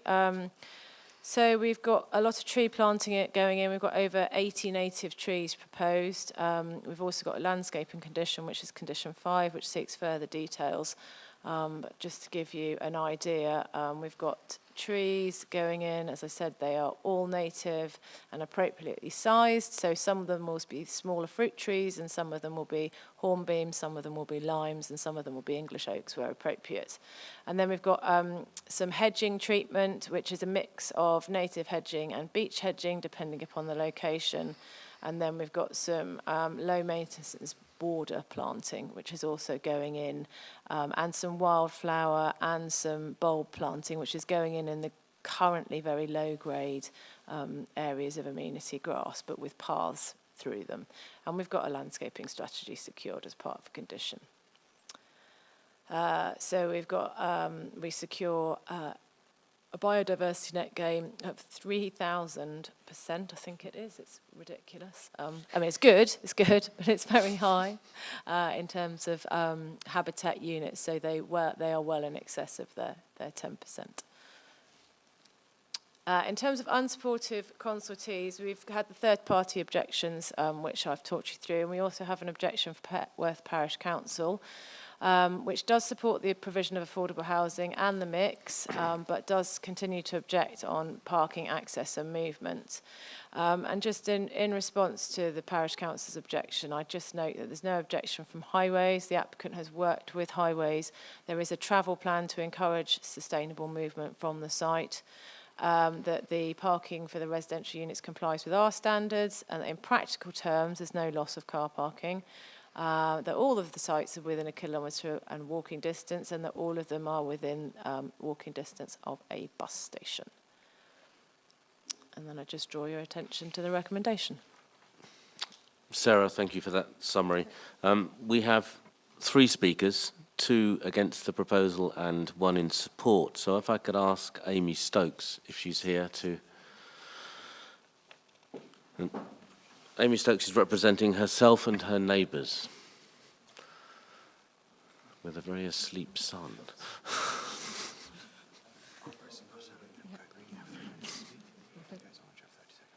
Thank you.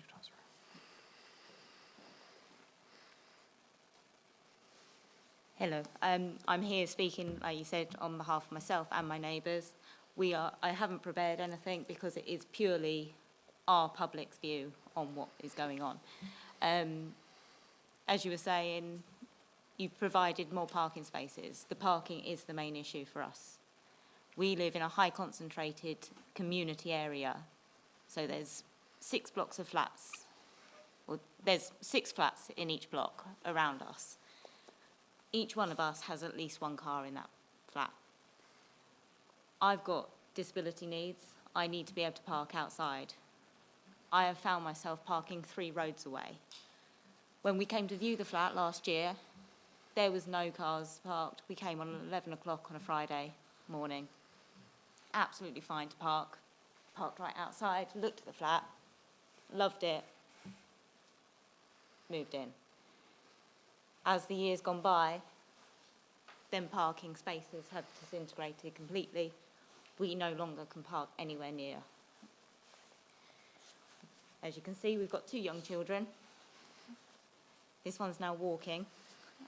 So trying to chase him around to get him into the car before I have to walk sort of half a mile to get to my car sometimes is just getting a bit ridiculous. The housing also that is going in is not going to support the growing families that we've got. Our neighbours have just had twins, to name one set. There's now 5 of them living in a 2-bed house, 2-bed flat. They are looking outside of the area, which they don't want to do. Their daughter's already fully established at school. They don't want to look outside the area. They can't look within the area because there's no affordable housing for any growth. And the other thing with the parking situation, we can't upgrade our cars into EV cars at all because this hasn't been considered. We're in flats. There's nowhere to park our EV cars, if we do have any, and charge them on that point. I'm talking specifically about Wyndham Road now. The 2 one-bed apartments and two-bed apartments can house 12 adults in there. If they've all got their own car, that's 12 parking spaces taken up in that area. There's not enough. If you go down on a Sunday evening, you won't get anywhere near the roads that you want to be, anywhere in Petworth. It's just not being taken into consideration from a public view. On paper, it might work. In public, it doesn't. Amy, thank you. We now have Katrina Budd, who's representing herself.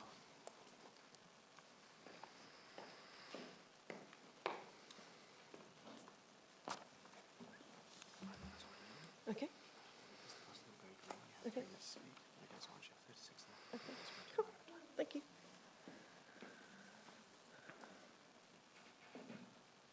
Firstly, I apologise this response has reached you at such a late stage, but despite being a directly affected neighbour of one of these development sites and also a tenant of Hyde renting one of the garages, I have not been personally notified of the submission of this application nor the date of this committee meeting, which I only found out about via a Facebook community post on Sunday evening. My objections to the application reflect my personal grievances with the proposal, along with wider concerns about how it will impact the whole area where these homes are to be squeezed in. Whilst I don't suggest I represent anyone other than myself, I certainly stood amongst many local residents voicing their concerns at both consultation meetings, where one officer, when questioned, said, "We've had just one comment in support. They were glad they'd have a hard stand parking space near their home," although that's not guaranteed for them. I stand today putting my head above the parapet for residents of Petworth, possibly accused of having a NIMBY response to this application to social housing within an existing estate.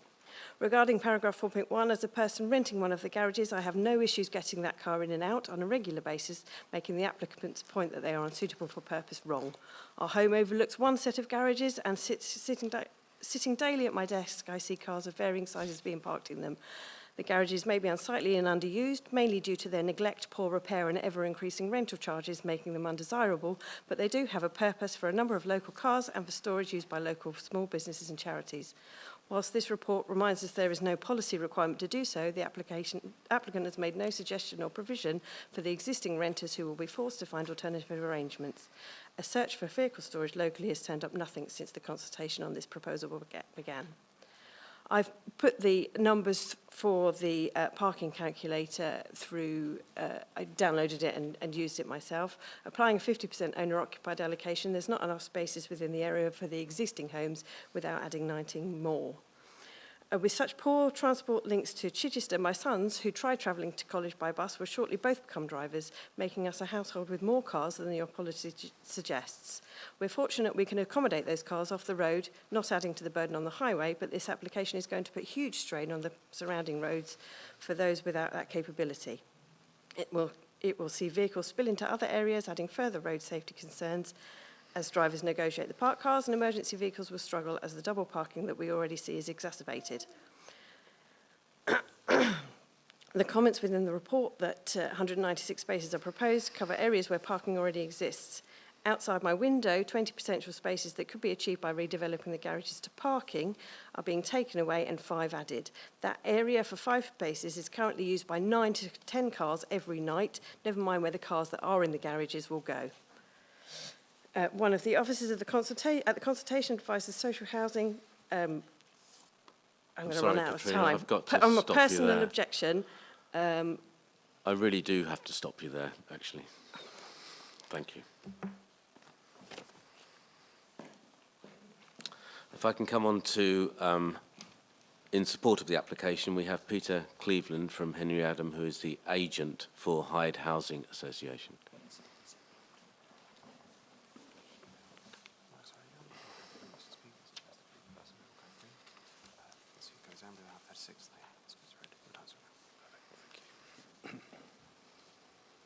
So thank you, Chair and committee members. This application represents a unique opportunity to transform a series of outdated and underused garage sites from the Hyde estate in Petworth into much needed affordable homes for local people while improving the overall environment and parking provision for the existing residents. From the outset, we've worked closely with National Park Authority through the pre-application process, including, as you've heard, by the review by the design panel. That engagement has helped shape the final proposals before you, encouraging a single coordinated application across all 11 sites and focusing on design quality, biodiversity net gain and sustainable construction, which is in keeping with the character of the estate. We've also engaged extensively with the local community. Hyde have met with the Town Council, hosted some well-attended public consultation events and also had some resident workshop sessions arranged with small groups of residents on specific sites. And this has influenced the final design and phasing of the development. As you've seen, the site comprises garages dating from the 1960s, and as is acknowledged in the officer report, these are largely redundant and noting what some people have said today, but they are generally too small for modern cars and increasingly disused with the 32 of the 204 currently rented. Just to note that Hyde do intend to work with any people that are displaced, and they have other suitable garage sites elsewhere in the locality, and they will look to work with those residents. So the redevelopment of the sites provides an opportunity to remove these dilapidated structures, enhance the streetscape and deliver improved and more efficient parking across the estate, not just for the new residents but for the existing too. The scheme does deliver 19 high-quality, energy-efficient homes, all proposed as social rent levels for local people, directly supporting the National Park's duty in terms of social and economic well-being of its communities. And just to note, and I think it's covered, but that does include 3-bed, 5-person properties within the mix, and I think there's 7 of those. It also achieves the environmental gains which was set out in your presentation. They're energy efficient designs also incorporate air source heat pumps and solar panels as part of the scheme. I suppose for what it's worth, in terms of water neutrality, we've obviously noted the recent updates that we've got from government. But just to confirm that as it stands, the mitigation scheme that we put forward meets the conditions expected by Natural England, which they've set out in their recent consultation response, and that's appropriately secured in this 106.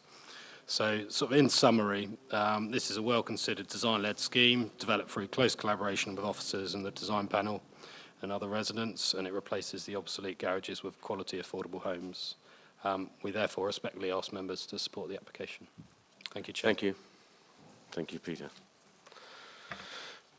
Committee members, it's for us now to debate the scheme. I think most of us have actually been to the site, which is very, very useful. So if I could just go around the room, I'll start with Gary and work my way around. Thank you, Chairman. It's just clarification. I mean, it's an excellent application, which I will be supporting, but it is a clarification. In the application, it says demolition of garages, etc., etc., etc., construction of 19 dwellings. And then the recommendation goes to 10 affordable units. And then you go to paragraph 7.23 on page 55, and I just, I do have an O level, I'm that old, in English, and I just can't quite work out what's meant to be said in this one.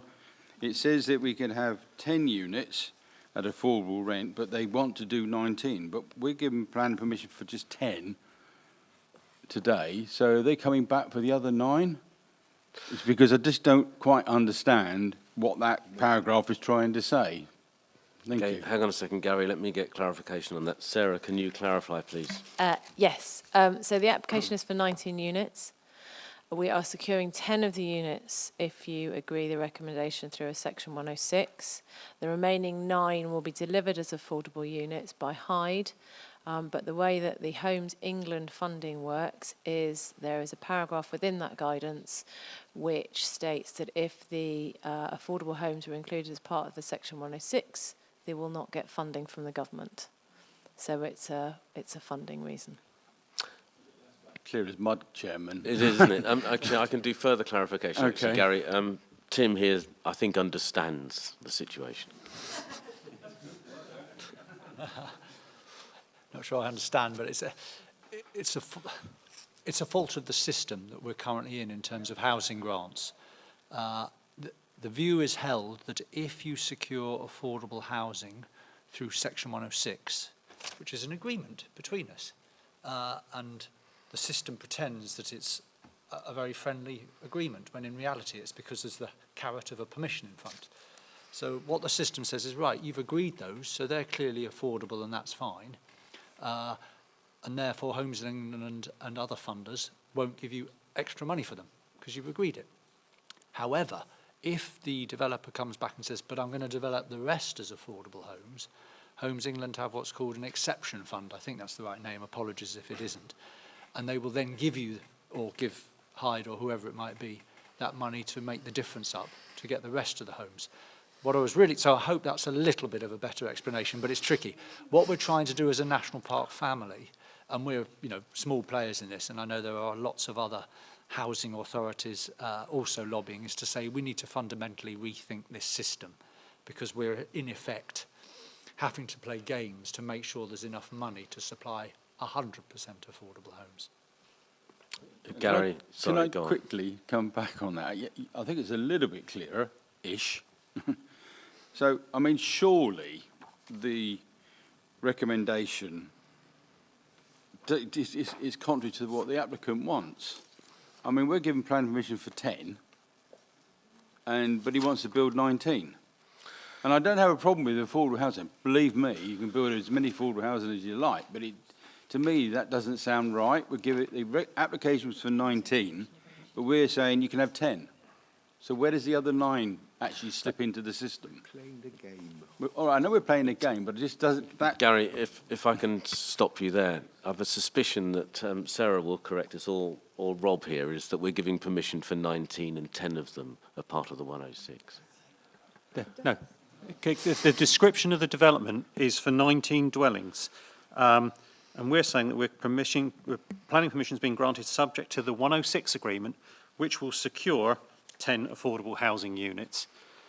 They will then be securing the others as affordable housing through the route with Homes England. So there's definitely 19 dwellings. As part of our agreement, we put 10 secured in the 106 agreement, and they will go through Homes England to get the other 9. Thank you. Thank you, Rob. Thank you, Gary. Janet. Chairman, obviously, I know this site very well, and I won't take up a lot of your time explaining, but I was actually on the planning committee that gave permission for the site in 1970. Yeah, and would you believe that it's still called the New Estate in Petworth on the western side of the road? Oh, it takes us a long time to catch up in Petworth. Chairman, I'm glad that this is, in my opinion, is a good scheme. They're appalling. Some of the garages are still in fairly good nick, but some are just doors hanging off, and some even aren't fit for storage. And if it provides 19, I beg your pardon, affordable units in some form or the other in Petworth, that's a good thing. Like everybody else, I mean, these estates that were built in the 1970s and 60s, the parking is just unbelievable.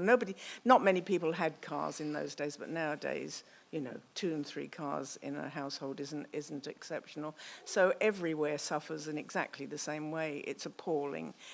I think probably, as the explanation has been given, we will be able to get more parking in for people off of the grass, etc., because that's a big bugbear. There's some beautiful allotments to the west, and they're spoilt by the grass banks that have parking all along them. I wish we could even get more parking, but this complies. If we actually refused it on parking grounds, Chairman, we wouldn't stand a hope, snowball's chance, as they say, in hell. So I think this is a real good step forward, and I think that we should go with it, Chairman. Thank you. Thank you, Janet. Andrew.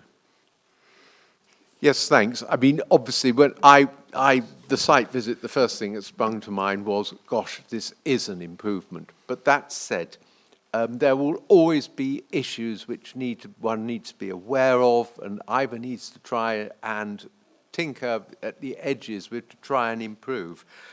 2 or 3 points. One is that, as Janet Duncton has already pointed out, parking is always an emotive subject, but also on sites like this, most people these days in an area like that need a car to either for their work or get to work. So there's always, or there's almost always more parking need than the statistics tell us is necessary. So I think we have to accept that as a given. The other thing is lots and lots of BNG, which is all sorts of planting right up to mighty oaks. But I do hope that those mighty oaks are not going to be too close to the existing drainage systems, be they freshwater drainage or sewerage, because we might be planting problems for the future if we're not careful. But I trust that is going to be covered. But it's a difficult one for a planning committee to get involved in. But the one new issue I wish to raise is that in amongst all this parking, there's been no mention of EV charging points. And I don't know if that is something which is discussed. I realise there'd be logistical issues, but it is something that elsewhere we would be encouraging, and indeed planning requirements would require it if we were building new dwellings. And I would like a steer or some information about that, whether it's been covered and what options we've got for considering putting EV charging requirements on site. Okay, thank you, Andrew. Sarah, can you assist on EV?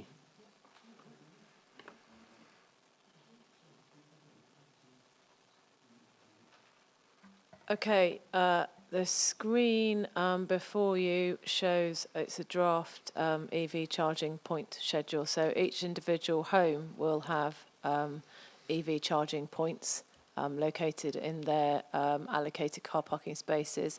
And there is also a desire to put EV charging points on the unallocated car parking zones. And we have secured that via one of the sustainability conditions. Thank you, Sarah. Andrew, is that?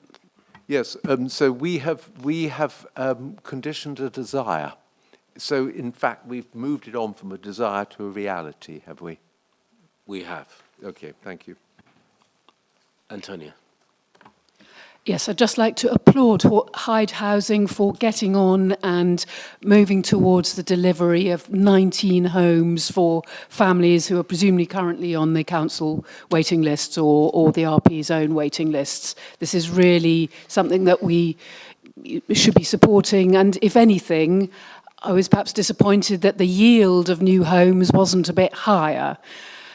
That said, I guess this is the most that can be achieved. And as far as the parking is concerned, I mean, it is a fact of life in a dense urban area that that there'll be lots of challenges for the parking. Have we given any thought to the idea of mandating a car club or a number of car club spaces, which is something that's done in a lot of urban areas? Let me find out. Sarah, do we? We do have a travel plan and a contribution towards the monitoring of that travel plan, and that does encourage sustainable travel, including walking and cycling and car sharing. But no car club? Sorry.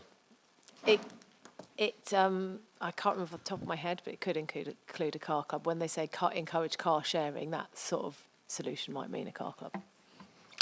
Sarah, thank you very much. Do I have anybody else? Sorry, I'm going to go across here. Paul. I'd just like to mention the landscaping, which I think is a great improvement. As the pictures showed of the current development, it is very bare considering its situation, bare of vegetation. And I think the landscaping is something to be applauded. Paul, thank you. If I can add to that, I did look at the plans, and I think the trees are out the way of the drainage, actually, so we should be all right. Alan. I too in common with others, support this scheme. I think it's a good idea, basically, and we'll be voting for it. I just want to ask a question about this slightly quirky little situation which is described in our update sheet as the item which relates to page 60 and 8.1. We seem to be in a slightly unusual circumstance it's not uncommon for us to be delegating final approval to the Director of Planning in consultation with the Chair of Planning and so forth. But we're doing it in what seem to be slightly unorthodox, so we saw unusual circumstances where we appear to be acknowledging that some kind of consultation, which we think we ought to have done, hadn't been done. What's just slightly worrying me, or maybe I'll be told it's needless worry, but we are asked to make this delegation of the decision subject to A, no new material matters arising following neighbour consultation. And what I was just wondering to myself, it might be my lawyer's instincts, but just worrying me slightly, what happens if material points are raised by some neighbours in this consultation, and also who decides and how? I don't think we've had a delegation in quite these circumstances before, as far as I can remember. I'd just like to be sure that this has been thought through. It seems a bit odd to me. Alan, thank you for that. I think Rob is going to speak to this. Yes, thank you for that, Alan. In this particular circumstance, whilst we consider we are legally sound in terms of the fact that we carried out publicity arrangements with regard to a significant number of site notices on the site and the other publicity requirements that we needed to. The one thing which wasn't done, which is our sort of standard procedure as set out in our statement of community involvement, is to notify residential properties that are adjacent to the site or abut the site, and that hadn't been done. Therefore, we've included this element within the recommendation. Basically, the situation is that it gives that an opportunity for us to carry out that publicity now, and we'll actually sort of state the situation with regard to why they're hearing about that now, because many of the residents will have seen the site notices and have actually responded to the application as a result of that. But this gives them the opportunity to put any comments in, and what we are stating is if there are new material considerations which have been put before you today that come forward as a result of that consultation, then we will refer the matter back to you with those new issues that have been raised. But that will be a judgment made obviously by the Director of Planning in consultation with the case officer to look through those representations and scrutinise those to see whether any new matters are raised. But we believe that that is legally sound, the approach we're taking as far as that's concerned. I would also add that in relation to that, whilst it's not on the recommendation and something which I think we need to make you aware of that needs to be added in to the recommendation today, is that, as already mentioned by Claire, the matter of water neutrality, we are waiting the Natural England to sort of change their position statement. Given that, you'll see that we have secured as part of the recommendation matters relating to water neutrality. But we're asking for delegation to the Director of Planning to, as it were, remove that requirement in the event that the position statement is out and has been, and becomes law, as it were, so that is removed from the recommendation. So just so you're aware, that's another element that when we come down to for you to vote on this, that will be something we want to be added in. I trust that answers the questions. Thank you. Thank you, Rob. Do I have any further comments from members? Janet. Thank you for letting me come back. I just wanted to make a comment with regard to the planting. Do we have a sort of forever look at the developer checking that the planting is going ahead, or do we have a 5-year or a 10-year? Because if planting dies before, or is pulled out or vandalised, it would be nice to see. I'm sorry, I couldn't find it. Thank you, Janet. the planting on the site. Sarah. Yeah, that's okay. So we've got conditions 15, 16 and 17 relate to ecology and BNG and trees. And actually, because this is liable to BNG, there would be a 30-year monitoring period. So that would be secured by condition. Sarah, thank you very much.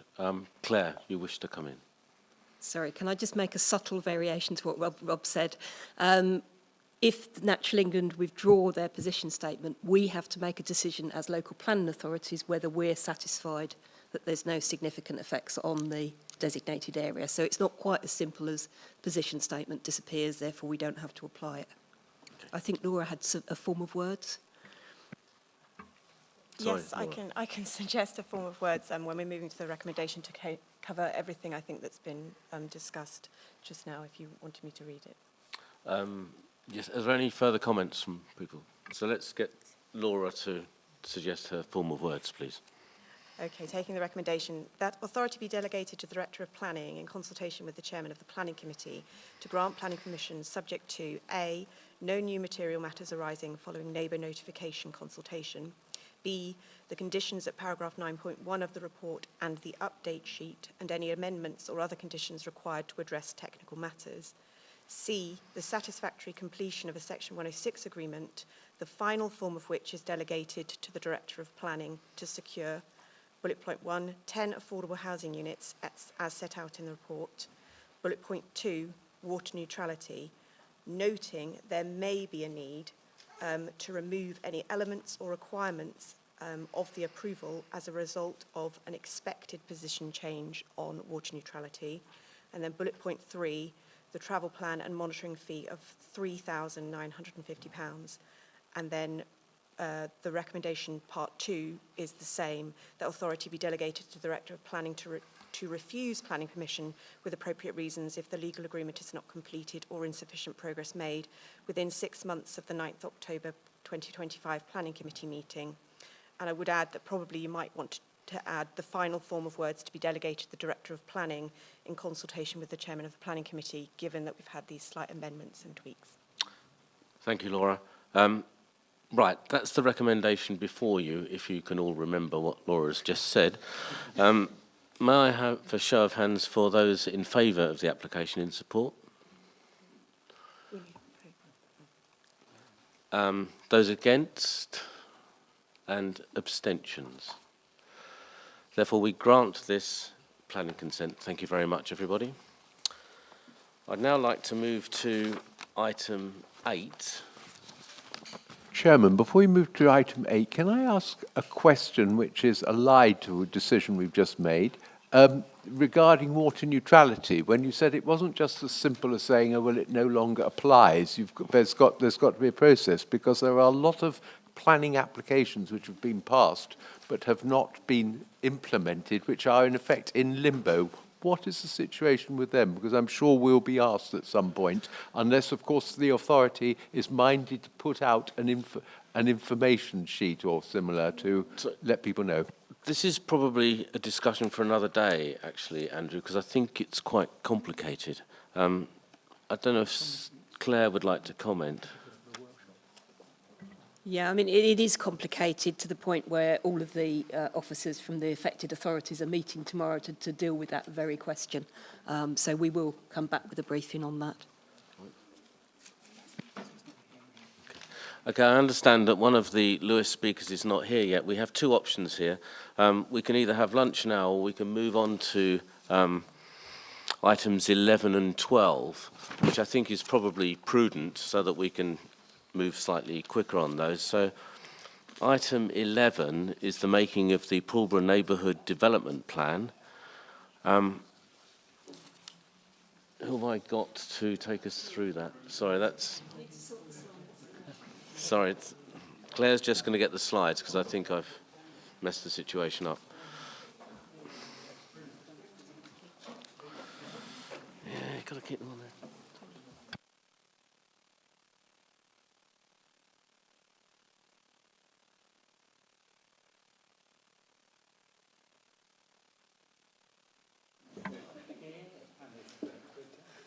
Are you ready for me to start, Chairman? Sorry, please proceed, Claire. Thank you. Okay, thanks. Yes, so this is an item to do with the making of the Pulborough neighbourhood plan. The map in front of you shows the area in blue of the parish of Pulborough that's actually within the national park. So that's the only part of the plan area that obviously we can make decisions on. The rest of it in red is within Horsham District's local planning authority. Where am I going? There we go. I'm not going to read all this out. I think what it really demonstrates is what a torturous process this poor neighbourhood planning group have had to go through. So their plan designation was over 10 years ago, back in 2014. They did 2 sets of Reg 14 and Reg 16 consultations to get to a point of actual submission, plus a couple of little extra ones. They finally got to their examination in 2021. They got their examiner's report saying, yes, fine, subject to the normal modifications, you can go ahead with the referendum. And almost immediately, that was then hit with Natural England's position statement on water neutrality. So it sat in a queue along with several other of mainly Horsham's neighbourhood plans for the last 4 years, seeking a way around that issue. There was a consultation back this time last year, which proposed a way forward on water neutrality, which essentially referred to the policies in the Horsham local plan on that issue. There was then, of course, the problem of Horsham local plans examination, and that is currently still paused. So there was a further update to the neighbourhood plan to remove all those references to the local plan and put in their own water neutrality policy. And that was the basis on which the referendum was held back in September last month. And that was a successful referendum. The details of the voting on that are in your report. Yesterday, Horsham agreed to make the neighbourhood plan for their portion of it. That obviously was before the public or official public announcement of the change in position on water neutrality. So we are today in a position of asking you to make the plan after that announcement. I will come back to that. I will just talk a little bit about what the content of the plan is. So the main settlement areas, including Pulborough itself and a few smaller settlements around it, are all outside the national park. So equally, most of the allocations within the neighbourhood plan are outside the national park. The only allocation that we have is the Pulborough Garden Centre, which I've just given you a little location plan for you there, just so that you can recall where it is. So it's on the way out of Pulborough, on the right-hand side, just before you cross over the river. And that policy allows for extension or intensification of that use subject to criteria, and I've included all of the text of that in your report. There's also thematic policies on community facilities, local green space, design, tourism, which actively supports tourism that contributes to the national park, and of course, water neutrality. So, when we come to make a plan, we have a statutory duty to do that within 8 weeks of a successful referendum, unless we think the NDP would actually breach European Union obligations. The examiner looked at all of those obligations himself and was satisfied on those counts. The delay has been to allow the amendments to try and meet the habitats regulations in respect of water neutrality. So where does that leave us? So the water neutrality policy in the neighbourhood plan is essentially similar text to what was in the Horsham local plan, and fortunately does have a get-out clause at the end, which sets out what would be the position if water neutrality falls away. and that is essentially that it would revert to the water efficiency requirements that are required through the building regulations in water-stressed areas. So there is a mechanism within the neighbourhood plan to deal with this very situation that requirement may fall away. So in that situation, we are happy to go forward and recommend to you that you make the rest of the neighbourhood plan. Thank you, Claire. I think it's worth us just looking at the recommendations in terms of what we're being asked to do, actually, rather than listening to everything else. Now, we have to note the outcome of the Pulborough Neighbourhood Development Plan referendum and agree to make the Pulborough Neighbourhood Development Plan part of the development plan that's part of the parish which is within the South Downs National Park. That's quite important when we go back to the plan that Claire showed us in terms of what is within the National Park. So at that point, I'd like to ask any members if they'd like to comment on what we have in front of us. Alan. Yeah, all I want to say is that, as I have said often in the past, it's always a pleasure when a West Sussex Parish Council gets round to making it a neighbourhood development plan, and doubly so when it's a place of significant size such as Pulborough. So congratulations to them, and obviously there's a degree of regret that they've got caught up in all this water neutrality issue, and it's all proved so complicated, but I wholly support the recommendation to us, and will certainly be voting for it. And well done them. And any other comments, Andrew? Well, like Alan, I'd just like to add that it's ironic, isn't it, under the circumstances of what's likely to be said tomorrow, that that's been held up for 4 years by something which might effectively disappear. Yeah. Okay, thank you very much, everybody. If we could just look at the recommendation again, please, Claire. I don't think you need me to read it out, but I'd quite like a proposer and a seconder for the recommendation that's in front of us. I have Gary and Alan. May I have a show of hands for those that are content for this recommendation to go ahead? That's it. Everybody, thank you very much. If we can now move on to item 12. I'm doing quite well here.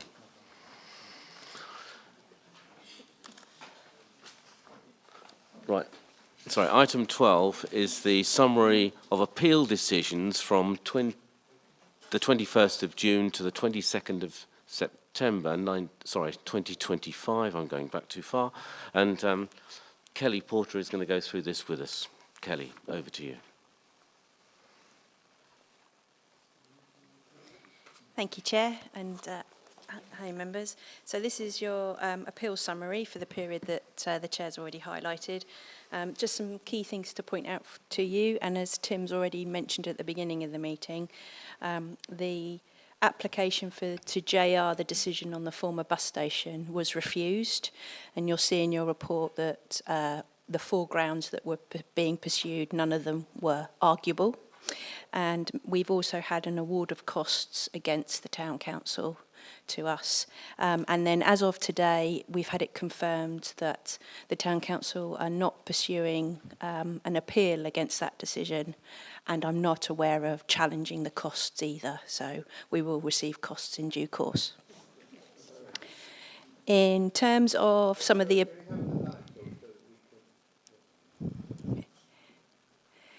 Again, in terms of some of the appeal decisions, members will notice that some of our long-standing enforcement appeals have been determined.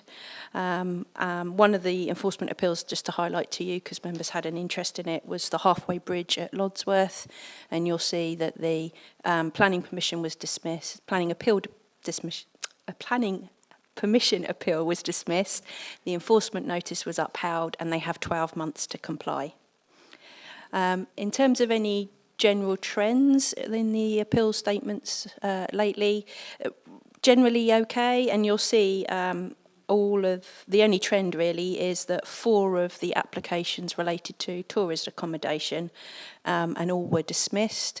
Again, I'd just like to draw members' attention to the Hare Lane application, because it was an application in front of you for consideration, just to highlight that the appeal inspector actually disagreed with members and thought there wasn't any landscape harm and it didn't diminish the gap, the strategic gap.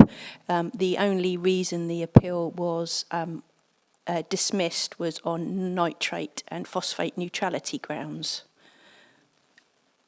Any questions that members have? Anybody got any questions for Kelly? Andrew?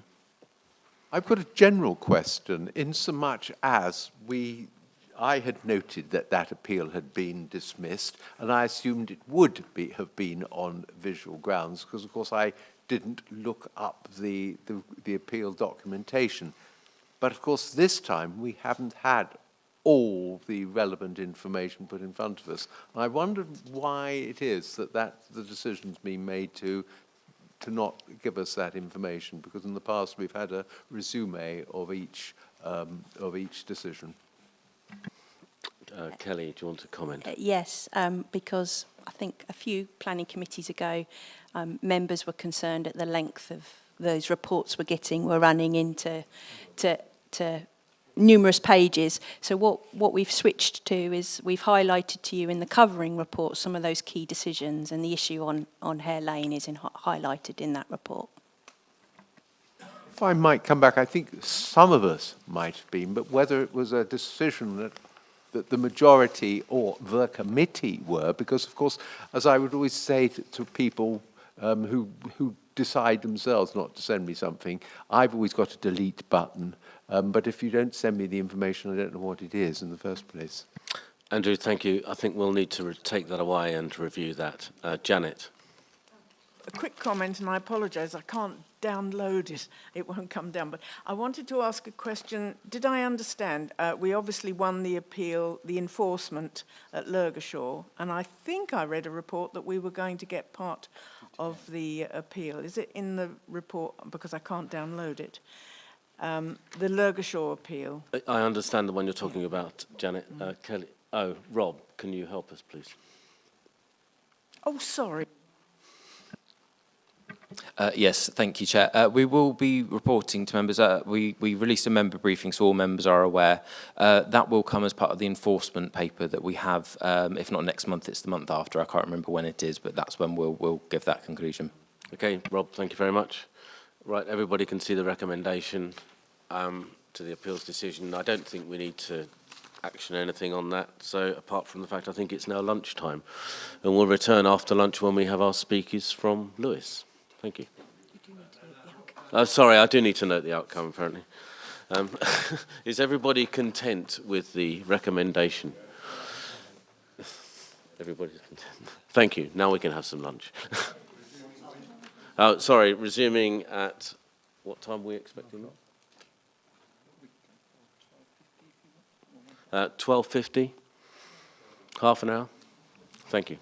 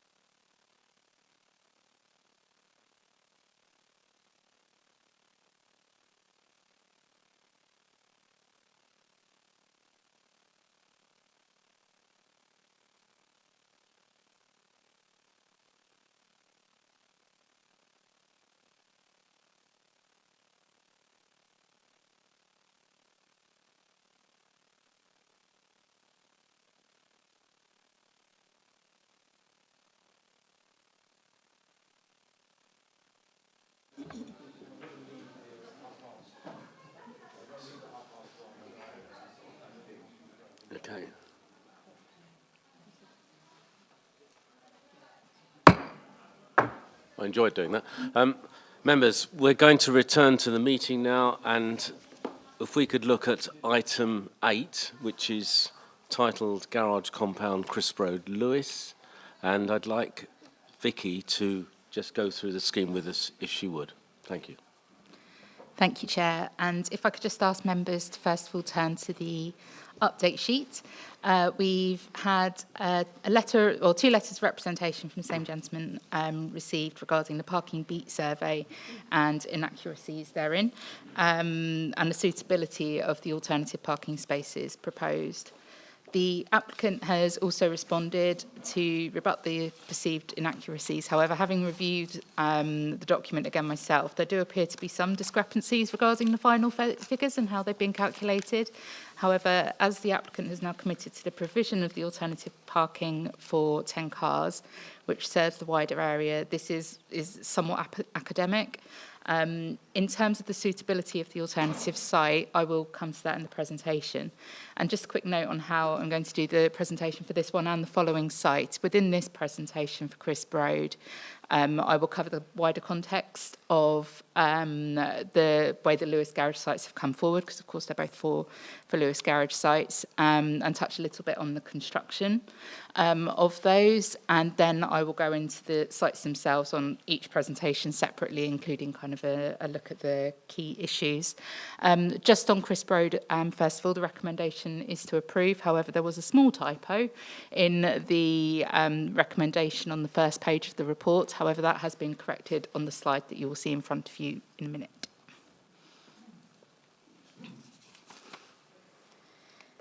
So just in terms of providing some context for the Lewis Garage sites, and members will remember that they've already seen one back in July Planning Committee. That's marked by the blue one, that's the Lynchets. The 2 that we are considering today are the purple ones, and the site of Crisp Road is this one with the red circle. And the other sites, the other stars in orange, are being considered and determined under delegated powers. So across all sites that you see starred here, they are delivering approximately 19 dwellings in total. And of those sites, 4 of them are allocated within the Lewis Neighbourhood Plan. And as members will be aware, a further site at Kingsley Road, which I've not marked on here, was withdrawn in the last week. Sorry, my mouse has suddenly gone a bit.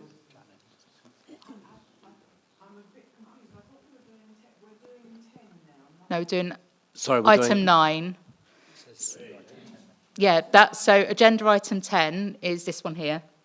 But the one in the circle is item 8, sorry. We've got Lamb Court on the left and South Malling on the right. So apologies, that's on me. I should have put another label. So I am sorry, Janet. No, it's fine. It's me, don't worry. So the proposed construction method for all of the sites is volumetric modular construction. Just to be very clear, this is not tied to one singular provider of the modules. In this particular case, the proposal would be for the substructure to be installed on site, and the modules then transported to site, then assembled, and then clad. The cladding and the roof materials may differ across the sites, and I will obviously explain what's happening on this particular one, but all schemes would meet the requirements of policy SD 48 and our supplementary planning document. So Crisp Road, and this is Crisp Road, the Crisp Road site here. It's thrown me because I've used the red arrow and then I couldn't see it. It is referred to as Crisp Road, but it does actually sit on the junction of Waldshut Road and, oh my gosh, I'm so sorry, and Crisp Road. So this is Waldshut heading this way, this is Crisp heading that way, and along here. The site itself is on a slope, both in an east-west and a north-south direction, and this means the site is slightly higher to the rear, with the paddocks beyond on this side, sloping up towards Offham Road. The house to the south, which is 108 Crisp Road, is on higher ground, whilst the house to the north, which is 2 Waldshut Road, is on a more level ground with the application site. There are currently 6 garages on the site, which you can see on the photos, and a further area to the rear providing parking for 8 cars. So as part of the proposed development, all garages on the site will be demolished. This particular site wasn't allocated in the neighbourhood plan, probably on account of its size and the ability to deliver so few houses, although it is in the settlement boundary, and so the principle of development is accepted. The scheme was originally for 2 4-bed dwellings with a master bedroom in the roof space, but following negotiations, this has been reduced in scale and height. And you will see that on the next slide here. In terms of the cladding materials, the walls will be brick slips, and there will be concrete with cladding panels within and concrete tile hanging. The roof will be red-brown plain concrete tiles, and the PV panels will be integrated. And it will be, the windows and doors are composite recycled UPVC, so it's not that they're taking old units and putting them in, they're reusing the material to make new units themselves. The maximum height of these units is 8.4 metres from ground level. So following amendments, including the reduction in height and scale mentioned before, the proposal does sit more comfortably now in the street scene, albeit higher than 2 Walshut Road, which is on almost the same ground level. Given the other site constraints, including the size and the need to retain a public footpath, which runs through the centre at the moment between the garages and then heads north this way. It's apologies. It's not. There's not an alternative solution without either losing another family-sized dwelling or resulting in other design compromise. Although a taller building, the scheme does not result in any overlooking, nor would it be overbearing in nature. The gardens are smaller than recommended in the design guide for dwellings of this size. However, they do provide adequate storage and amenity space. Therefore, officers consider this complies with policy SD5 of the local plan and PL2 of the Lewis neighbourhood plan. As set out in the report, updated survey work will be needed prior to commencement to update the ecological surveys and biodiversity considerations, but that's appropriately secured through conditions and therefore complies with the local plan policies. So in terms of parking and garage loss, whilst there is a low level of use of the garages themselves, with only one used at present, the parking area beyond is very well used, both during the day and overnight. Third parties and neighbours have raised concerns about the loss of the off-road parking, and since the application was submitted, parking restrictions have been implemented on the surrounding road network, and you can just about see these in the yellow, where these are, in the yellow and orangey lines.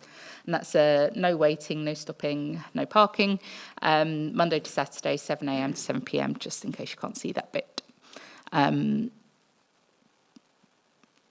On-street parking is at a premium already, and most houses don't have on-plot parking. During the course of the application, the applicant has undertaken a survey of parking in the area and the capacity to absorb the spaces lost as a result of the development. Whilst this initially suggested that there was ample spare capacity within the road to accommodate the demand, they have since accepted it would be appropriate to provide a replacement parking site. Lewis District Council, as applicant, have committed to delivering 10 parking spaces, which would be unallocated in line with those to be lost on one of the garage blocks behind Bloys Road. According to the applicant, across the 64, there are 64 sites on the, or 64 spaces, sorry, on the 3 sites, which are these 3 here. This is the application site itself. Only 13 of the garages at the moment are in use. We could then clear some of those garages to create space for the alternative parking, and this would be secured through the Section 106 agreement. Although the site isn't adjacent to Crisp Road, it is in close proximity and would create hopefully a ripple effect, meaning less cars on the immediate road network. Concerns, as I've said before, have been raised about the suitability of the site, given it is on higher ground, which you can see in this photo. And it's accessed via either this driveway or there's a set of steps just at the end of this row of houses. This is Block C, this block that I'm showing you at the moment.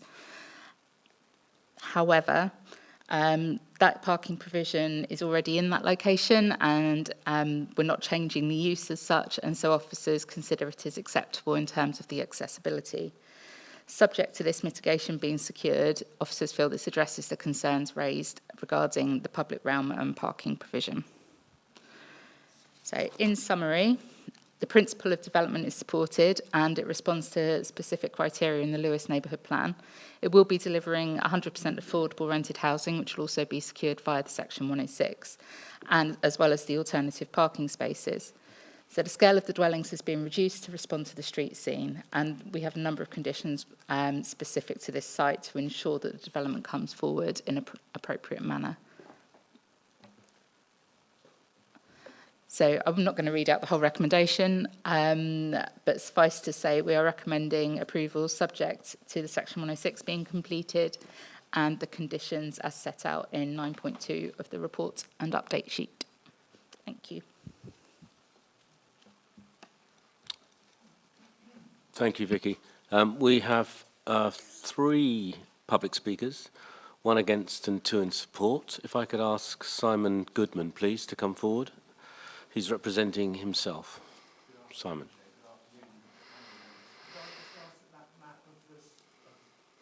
State be shown, because it might just illustrate my first point. I have 3 minutes.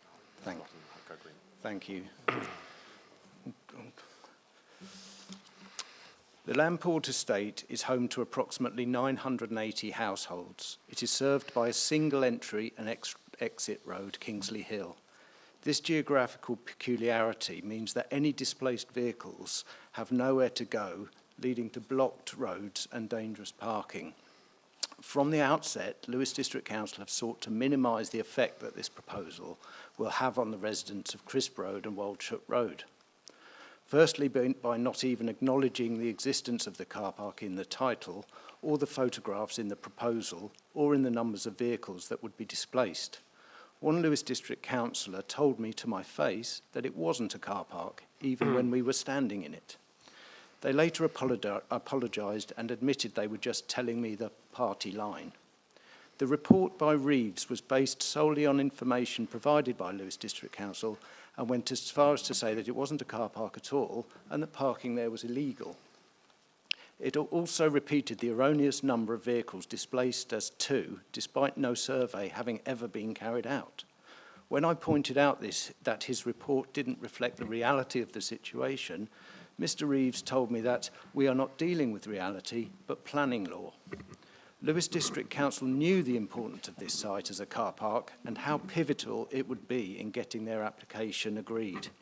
Only due to the diligence and persistence of affected residents has the applicant now had to row back and correct each of these falsehoods. Finally, a parking beat survey was carried out which underplays the stress the area is already under and the effect that removing a further 9 spaces from the residents will have. The PBS has multiple errors in its tables and addition. It is confusing in that it seems to lack consistency in its method of accounting spaces and which spaces are included or not. Its conclusions are incorrect. Also, it doesn't take into account the recent restrictions imposed by East Sussex County Council on Crisp Road, which has reduced the amount of parking by a further 15 spaces. The data provided by the PBS of that particular stretch of road is very confusing and seems to vary between 12 and 21 available spaces. Either way, these should now be excluded from those calculations. I believe this negates the point made in 7.14 of the summary and will make an already very difficult situation intolerable. The applicant has offered an 11th hour proposal for the demolition of other garages elsewhere on the Lamport estate in the hope that this will somehow mitigate the loss to the residents of Crisp Road.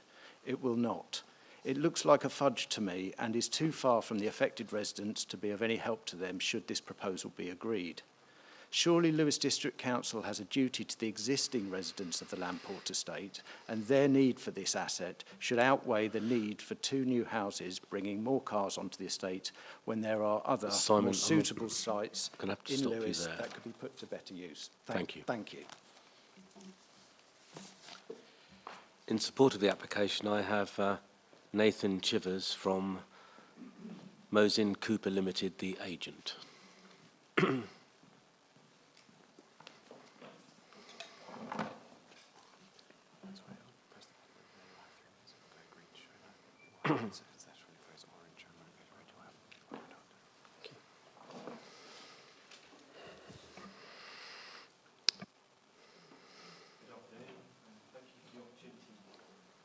Good afternoon, and thank you for the opportunity to speak in support of this proposal for 2 3-bedroom affordable homes at the former garage compound on Crisp Road, Lewes.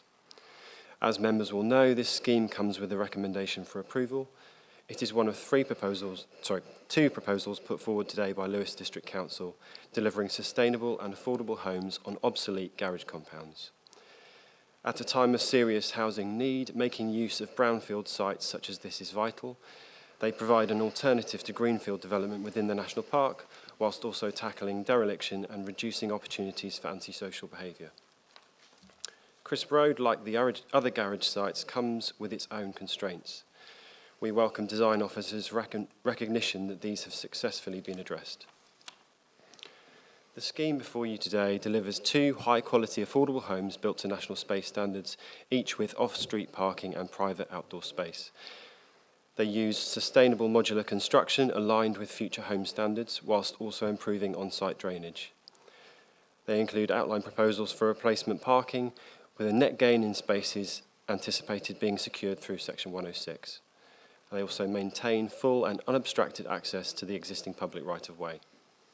The benefits of modular construction are well proven: reduced waste, shorter build times, and less disruption for residents compared with traditional methods. In appearance, the differences from nearby homes are minimal, and the design blends with the variety of existing styles in Landport, while offering a modest contemporary character of its own. Concerns have been raised about the use of UPVC windows. However, members recently approved them at the Lynchitz garage site, and they are in keeping with the majority of nearby homes. Importantly, the specification here comes from a manufacturer using 75% recycled material, with full traceability to ensure sustainable practice. We also look forward to working with the National Park on detailed specification of other materials if they are secured by condition under an approval. Like the other garage schemes, this proposal represents an excellent opportunity for members to support much needed affordable housing on brownfield land, reducing pressure on valuable greenfield land. It will not only provide 2 new homes for local families in need, but also bring wider environmental and community benefits to Landport. We respectfully request that members approve this application. Thank you. Thank you. I now have Chris Wojciechowski from Parker Dan Chartered Town Planning Consultants.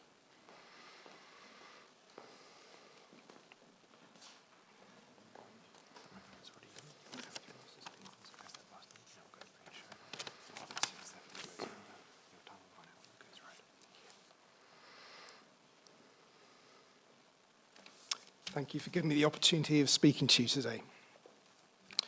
Lewes District Council welcomes the officer recommendation to approve this application, and we are grateful for the time that your case officer and colleagues have allowed for us to refine the scheme and address matters that have been raised by them and consultees since the application was submitted.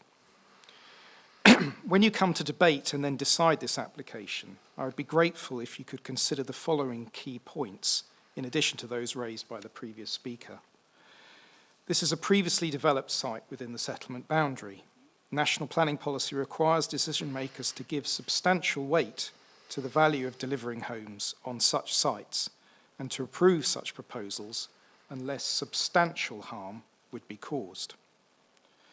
The proposal is for affordable housing and part of an important initiative by the Council to deliver affordable housing on land that it owns. Your own officer report confirms that significant weight is attached to the affordable housing provision in their assessment. There is high demand for affordable housing in Lewes Town and a particularly high demand for 3-bedroom properties from households in need. The application site is in a sustainable location. Occupants of the housing would benefit from a regular bus service to the town centre. There's a stop very close to the site. It is also a very walkable and cyclable distance to the town centre. Loss of local parking and concerns about an increase in on-street parking will be addressed through the creation of new spaces within the Landport estate, as you've heard from your officer. This will be guaranteed in the legal agreement that the applicant will enter into with the authority. This proposal cannot be judged to be out of character. The height and mass of the houses has been reduced in consultation with your officers. And like the neighbouring housing, the scheme is arranged as a pair of semi-detached properties that are two-storey with pitch roof and UPVC windows. Proposed materials identified as acceptable in your officer report. Your officer report also confirms that the amenity of nearby properties is respected by this scheme. 10% biodiversity net gain can also be achieved. Surface water management on the site will represent an improvement on what's there at the moment. This is therefore a positive proposal that will enhance the application site and context while delivering much needed affordable housing on a sustainably located brownfield site. I hope you'll be able to support the officer recommendation. Thank you for listening to me. Thank you. Right, committee members, it's time for us to consider and discuss the application that's before us. We all see the recommendation, so we can read that as we're going through this. So may I have comments, please, from people in the room? Antonia. Yes, as with the Petworth site, I think that Lewes District Council should be congratulated on providing affordable housing, taking people off the housing waiting list, and doing so with modular construction, which should keep the cost down. I think the provision of alternative parking should be welcomed as well, and that should be sufficient to meet the concerns about parking that have been raised. Thank you, Antonia. Along with the sustainability of the site. Yeah, thank you. Alan. Basically, I agree with what's just been said. This is a modest scheme, this particular one, but a welcome one, and I will be voting for it. Thank you, Alan. Andrew? To an extent, I agree with both the previous speakers that it is a good thing to reutilise underused or redundant areas. However, I don't agree with them beyond that point because there seem to be too many issues addressed with the fact that we have a very small site here. It is stated that there are 8 parking places already being used there, which have got to go elsewhere. Today we have heard that they will go to Blah Road, but I looked at the drawing of that area, and I don't know if there is a direct route through. It's not. Is it that one? It's another one. Yeah, that one. Yes. Is there? How does one get to that? I'm just thinking. How convenient is it for people who would otherwise be parking on that site, who one assumes would probably by the cascade be neighbours, to get to that site? Will they be not chancing their arm somewhere else? The other thing too about it is, so we've lost 9 places there. There's 1 parking space per property. Well, in previous debates, we know that the reality is that is unlikely to be adequate, especially as the way the parking spaces are laid out, I suspect, unless there's gentlemanly or ladylike agreement between each property, if one house doesn't need the space, it is unlikely to let the other house have the spare. But in giving permission for this, whilst housing, an increase, a small in this case, increase in housing is a good thing, we must ensure that with it we don't create a problem which is greater than the improvement in the housing by creating an increasing problem for an already bad parking issue. Andrew, thank you. And also, I'd like some clarification, although it isn't mentioned here, it's mentioned elsewhere, the car club. So often they say That's fine in Lewes. Lewes is sustainable and it has a car club. How relevant is it to the situation, the car club, to the parking situation? How much worse is it considered the parking would be, the current parking issue would be if there wasn't a car club, and any other relevant issue? Thank you, Andrew. Paul, do you want to add to that? Sorry. Well, I want to counter it. No, I think I think even just two more affordable houses is a much better gain than the loss of 8 parking spaces. Parking is already difficult there.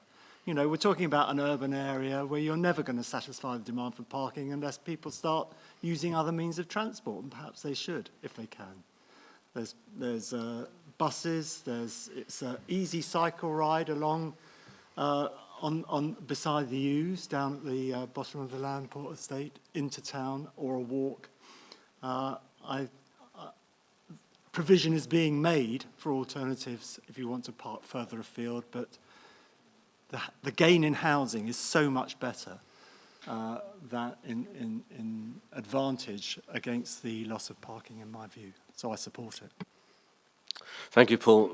Vicky, do you just want to cover the replacement parking issue quickly for Andrew? Thank you. So, I might need you to break down the questions around the actual replacement parking a little bit clearer for me. But in terms of the idea of car club for 2 dwellings, it's not feasible. There is a car club. There would be access to it regardless in Lewes, I suspect. But we wouldn't put a travel plan on for 2 dwellings. In terms of the access from the site, so the site is here. There isn't, as far as I know, steps through from Crisp Road up to Blois Road. You would have to walk along here and then up and then access it either via the ramp or the steps. And depending on which site it is, there's B and there is C here as well. So it would either be heading that way or that way. Vicky, in terms of overall numbers, how many spaces are we creating by doing this? That's still being debated. So the new spaces on the alternative parking site, just to be clear. Yes. So Lewes District Council have committed to 10 through the Section 106 negotiations as part of the heads of terms. I don't think we are specific. We've asked for final details of the location and number of spaces, so we could push for more if there's an opportunity to improve. However, I think we're dealing with displacement here more than we're dealing with fixing a problem that already exists. It's what's within the remit of the application to achieve. So to be clear then, the cars that are displaced from this site do have somewhere to go? That's the intention through the alternative parking site, yes. Thank you. Okay, do I have any other comments, please? Gary. Thank you, Chairman. I'm going to support it.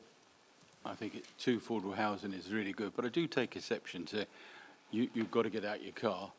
I don't know what world some people live in, but if you're going to do a weekly shop and you're on a bike, it ain't going to happen. So I'm sorry, but I think we ought to live in the real world sometimes, but that's just me being a bit facetious. Thank you. Thank you, Gary. Okay, members, we have a recommendation before us. Can we just... We have a recommendation before us which isn't delivering weekly shop. What I'd like to do is have a proposer and a seconder for the recommendation that's before us. I have Gary and Alan. May I have a show of hands, those for the recommendation? And those against the recommendation? 1. And any abstentions? Thank you. We will now give planning consent to that application. If I can go to item 10 now. Item 9's been withdrawn. It's another garage compound from Lewes District Council. It's titled Queen's Road, Lewes, and Vicky again has to take us through the scheme as it stands. Vicky, please. Thank you, Chair. So again, turning to the update sheet, there's a few more on this one, so apologies. Gary, thank you very much, and please make a note Gary is leaving.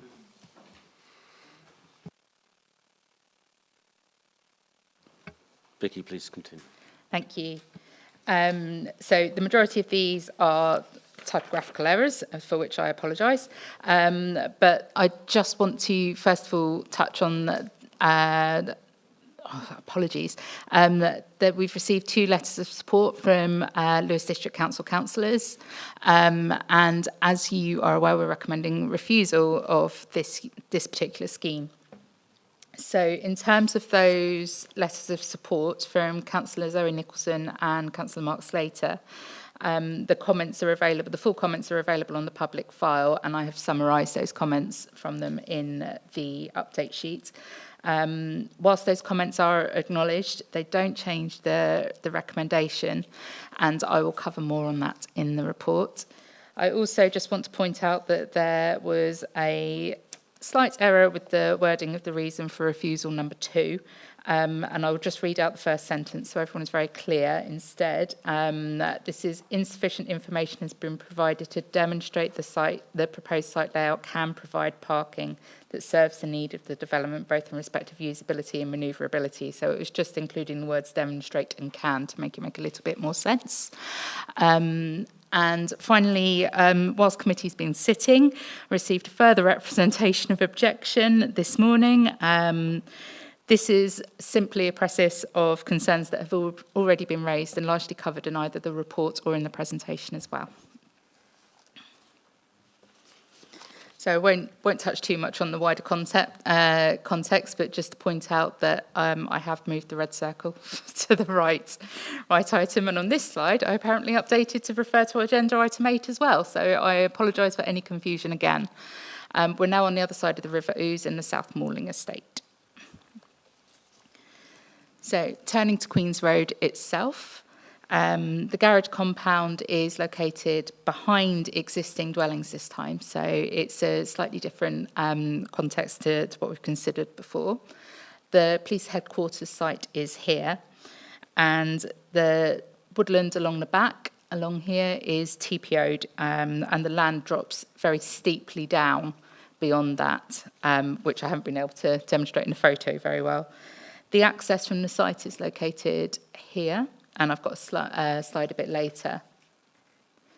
Is it not? Oh, sorry, my laser pointer's not working. I do apologise. There we go. Better?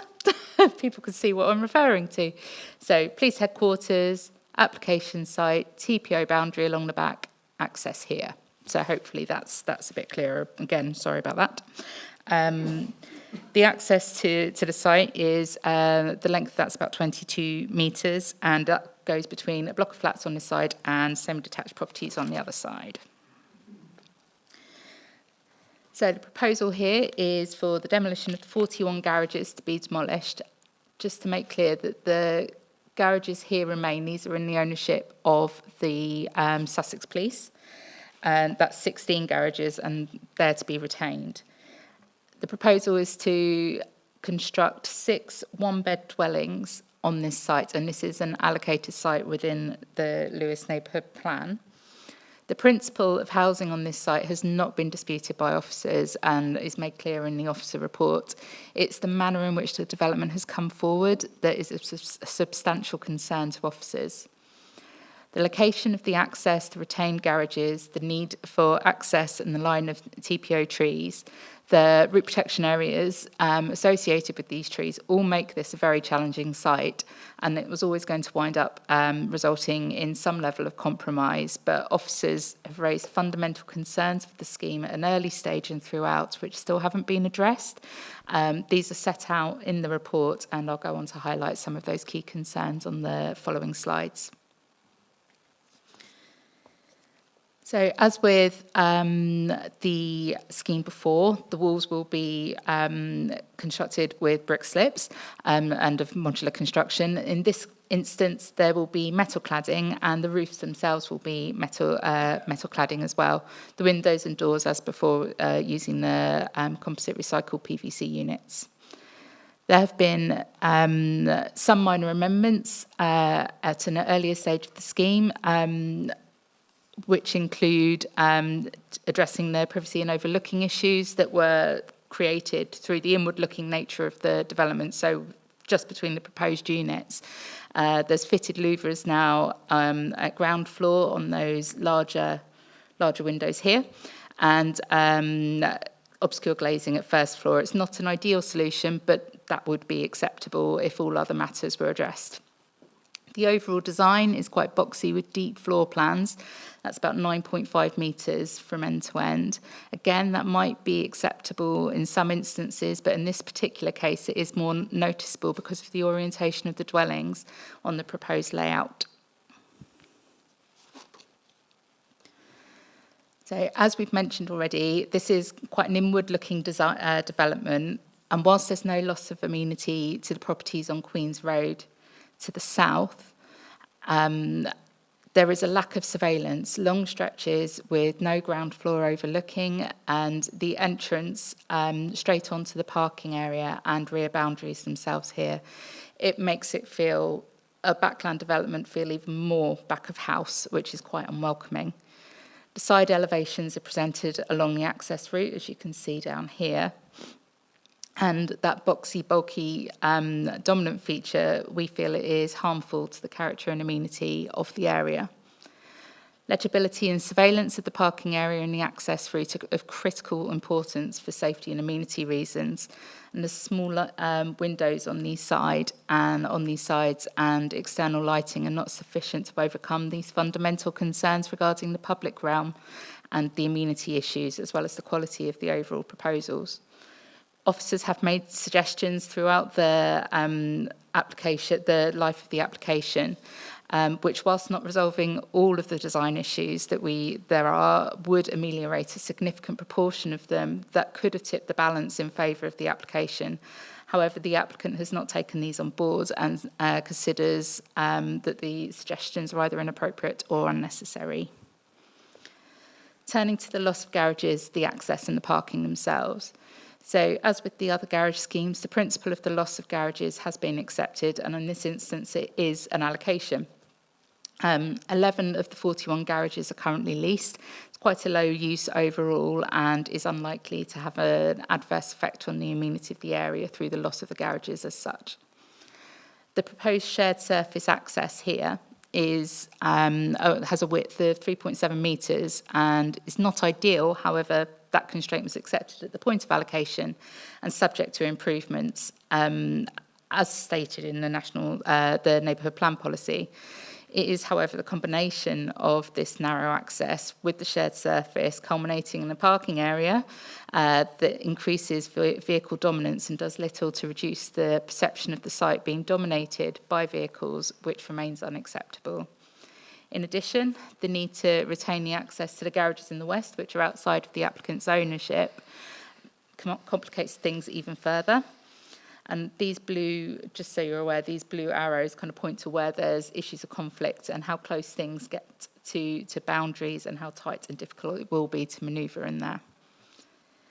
So third parties, including those who lease garages from Sussex Police, refer to the need for access for larger vehicles and the defined right of private access, which at the moment runs straight through the site, as you would expect. It also appears that the rear gardens for some of the properties in Queen's Road are frequently used, and if planning permission were recommended, then the private rights of access would be a private legal issue for the applicant to resolve. The tracking information provided as part of the application is for a family-sized car, which again, under normal circumstances, would be acceptable.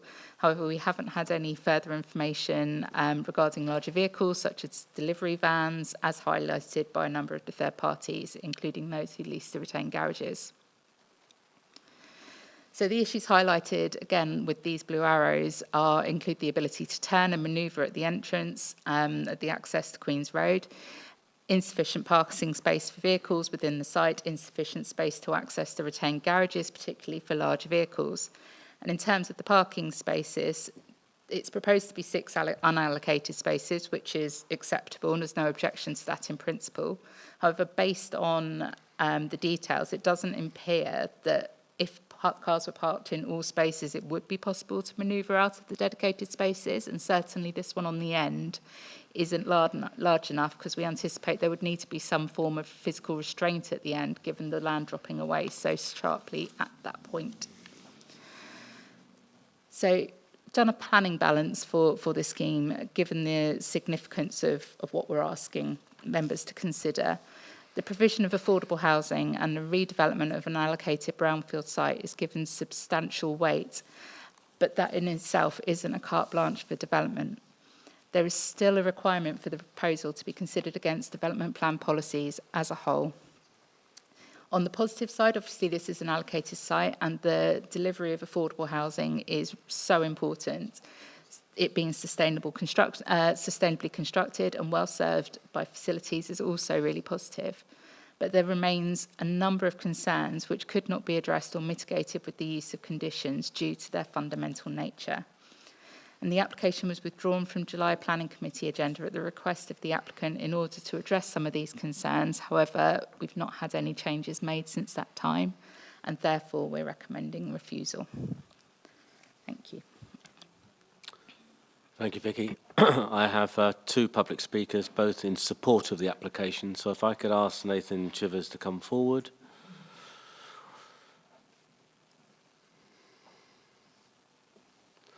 Thank you. Thank you for the opportunity to speak in support of this proposal for 6 one-bedroom affordable homes at the garage compound on Queen's Road, Lewes.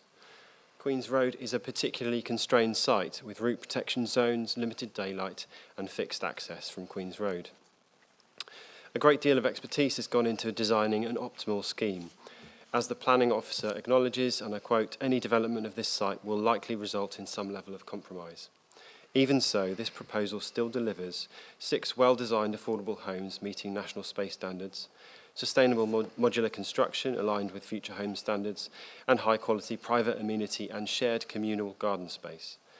The officer's objections and suggested alternatives have either ignored inherent site constraints that cannot be changed or else introduced new and more serious problems.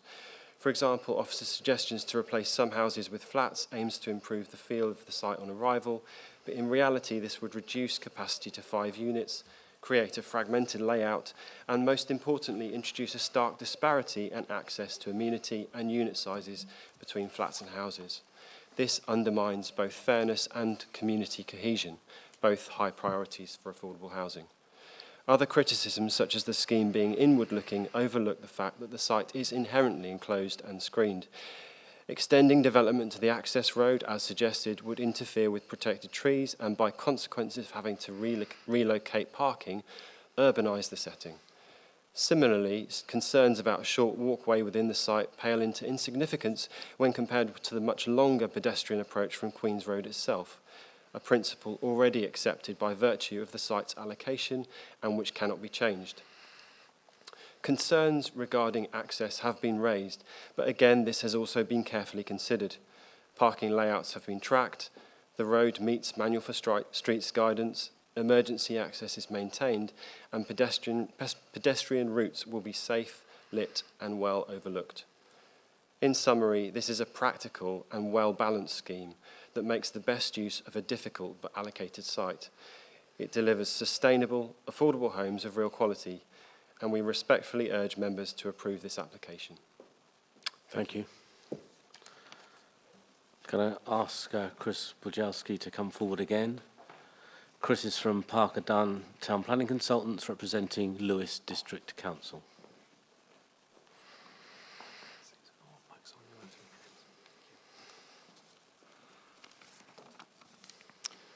I will have to repeat some of the points I made in my speech earlier, but some of these go to the heart of the decision you will make on this application and are therefore very important. This is a previously developed site. National policy requires you to give substantial weight to the value of delivering homes on suitable brownfield land within settlements and to approve such proposals unless substantial harm would be caused. There is a pressing need for affordable housing in Lewes town. Your officer report gives this significant weight. the application site is allocated in the Lewis neighbourhood plan for 6 dwellings, and that is what is proposed in this application. A sustainable form of construction is proposed that will simplify groundworks, reduce wastage and deliver energy-efficient homes. The application site is in a very sustainable location, being a 5-minute walk to bus stops served by a very frequent service. There would be improvements to surface water drainage management on the site. Biodiversity net gain would be achieved. As required by the neighbourhood plan, the development will not adversely impact on adjacent housing and will not impinge on the tree belt to the north. As required by the neighbourhood plan, there will be access improvements for vehicles and pedestrians, and access to the garages beyond the western boundary will be retained. The Highway Authority does not object to the proposal. We disagree that the development would be dominated by vehicle movement. Cars would be discreetly parked at the eastern end of the site, allowing a largely car-free environment, except for occasional access to the garages to the west. It may well be described as inward-looking, but as you have just heard, the development is a product of the site constraints. Nevertheless, it will create a good quality environment through planting and hard landscaping, gardens for all the houses, and a shared central amenity area. Your design officer recognises that some level of compromise is necessary with this site. The architect has explained that in their presentation. This is a tired-looking and underused site that contributes little to the character of the local environment and to the needs of the local people. I have explained the benefits of the proposal. You must give significant weight to the affordable housing delivery, and substantial weight should be given to delivering housing on this site. That sets a very high bar for you to refuse the application. You need to conclude that substantial harm would be caused. Mindful of the site constraints, what you have heard from the architect and what I have said today, I do not see substantial harm here. I see an imaginative scheme that complies with the neighbourhood plan requirements for the site, and I encourage you to support the council with this important application. Thank you for listening to me. Thank you.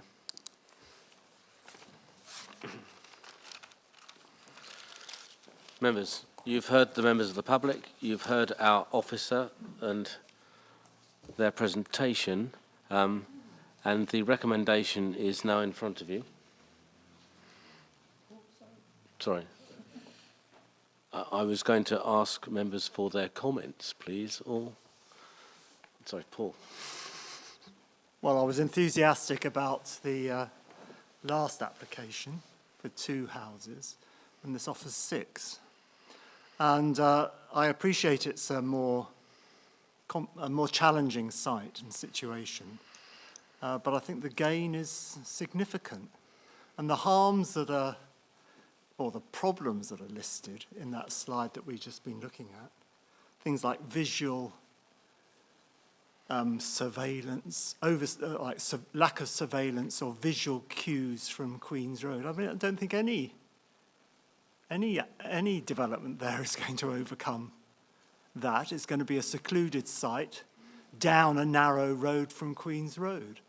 I do think it's, rather than just a row of houses put in side by side, it's quite an imaginative solution that offers important affordable housing. So I'm inclined to support it. Thank you, Paul. Antonia. Yes, well, like Paul, I'm very supportive of these affordable homes, 6 affordable homes on a brownfield site with good sustainable transport, bus routes and so on.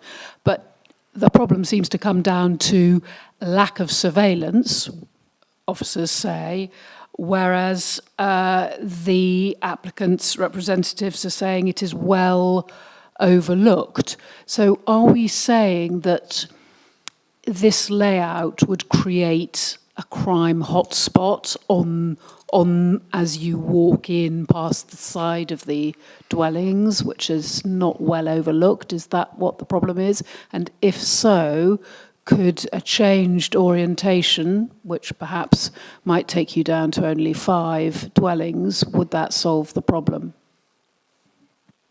Antonia, thank you. Vicky, do you want to come in on that one?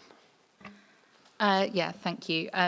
The orientation is the critical thing, and I think surveillance is a big part of that. It's the public realm, the perception of safety, which are key to our policies, particularly SD5 and SD21, that are the substantial concern for officers, and the importance of not creating these areas where where you're not very well surveilled, which is the case on the site. Do you mind if I flick back to one of the... Please do. Yeah. So on this one, and then previously on the photos, on this photo, you can see it's well treed on both sides, so it does limit the amount of surveillance that you've got from the existing homes, and obviously the back is steep drop down, TPO trees. So we would expect the ability, and the point that the applicants made about you already walking down a very narrow access, you don't want to then walk down, make that situation even worse for the people who are living there. You want to welcome them at the earliest possible point. And I think that is what we have been trying to resolve through those conversations during the course of the application. And it's certainly embedded in some of the suggestions that we've made. There might be some other compromises, but we think personally as officers, or not personally, but professionally as officers, the compromises that you get from some of the suggestions that have been made are worth making and meet our policies better. Well, not just better, but meet our policies. So that's kind of the nub of why we've got to where we are. Thank you, Vicky. Vicky, can you just confirm to me that our officers have had a discussion with the applicants and made positive suggestions about the scheme? Yes, yeah, that's what's happened. We wrote to them back in November last year, making suggestions. We met with them throughout the early part of this year to make suggestions, and obviously we brought this forward for July Planning Committee originally and withdrew at the request of the applicant to look at alternatives or to look at ways of overcoming that, and there have been no changes since July. Thank you. Andrew. Yes, thank you. I mean, we have a fundamental problem with this access as far as I can see. Possibly, one wonders if historically there was an access from the other side, noting that Sussex Police own adjacent garages. Indeed, thinking of surveillance, you might ask the neighbours if they'd like to surveil it. But one thing I was going to raise is that there's Paragraph 4.4 refers to the concerns which have been addressed to fire and rescue, and that they were going to find it difficult to get onto site. And that consequently sprinklers are going to be put into the building. Well, I therefore wonder, with the remaining 16 garages, they are a potential source of fire, depending on what's stored in them. And one wonders whether Sussex Fire and Rescue would be very happy about effectively being isolated from them. And also, of course, if the fire brigade can't get a vehicle up there, what about the waste freighter? I notice, of course, this is an application by the Waste Collection Authority, so possibly they haven't put too much emphasis on that. The size of the properties, 58 square metres, is mighty small. Sir Parker Morris be happy with them? I know he's fairly historical, but I think he would probably take a fairly dim view. And how will these modular vehicles be delivered to site, noting the accessibility? Will they be craned over the other houses from the road? Because as far as I can see, you're not going to get them onto site any other way. And also, and I suspect I can look at Paul Bevan when I say this, would we, under normal circumstances, and talking about surveillance, be happy with a communal cycle store?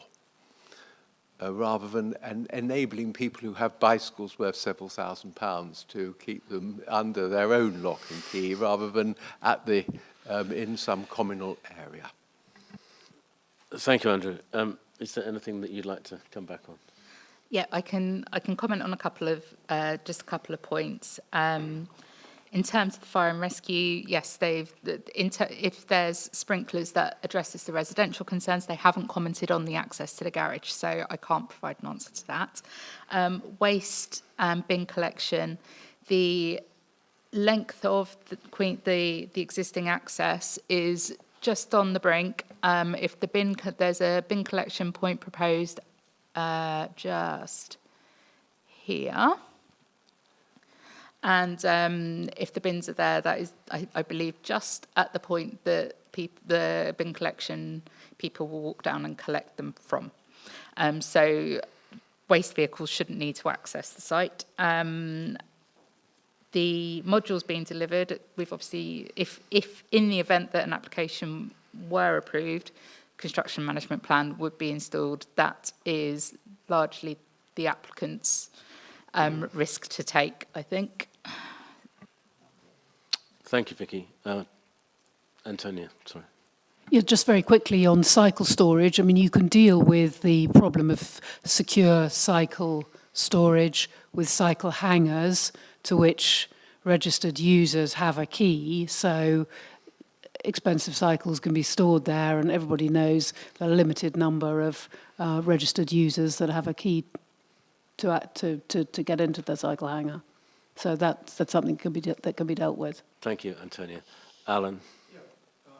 Thank you, Chair. Yes, this is a difficult one because, like others who've spoken about it, my general position is to be supportive of the idea of getting rid of these rather unhappy sort of garage courtyards, which whether they were ever suitable for purpose, I don't know, but they very much have become sort of unsatisfactory environments. And general support for the principle of replacing them, with affordable housing to the extent appropriate to the sites, and and other open parking where that's appropriate too. So the general principle supports development of this site, but this is a really difficult site. It's the classic example of the situation which one comes across in planning, that to get an acceptable or reasonable solution, you wouldn't start from here. And one of the wouldn't start from here bits is this wretched police parking that has to be accessed through the site and so forth. It makes the site extremely difficult to develop satisfactorily, and it's a balanced thing, but all I'll say is I agree with the officer's assessment. The solution put forward here by the District Council is just not good enough, even though in saying that one recognises one isn't approving a scheme with a significant and worthwhile bit of affordable housing included in it. It just is not acceptable, this scheme, for the reasons the officers have identified. So I don't want to spend time saying more. I agree with the officer's view. Thank you, Alan. On balance. Thank you. Is any other comments? From my own point of view, I actually tend to agree with Alan's comments, which I think that the scheme itself could be improved and address a number of the items that have been raised by officers. So, I mean, I'm disappointed to say that I would actually support the officer's conclusions in this particular case. But if there are no other comments from people, I think we have the recommendation in front of us. What I'd like to do is vote on that recommendation. So it's a proposal. So I'd like a proposer, yes, and a seconder to refuse the application. So I have.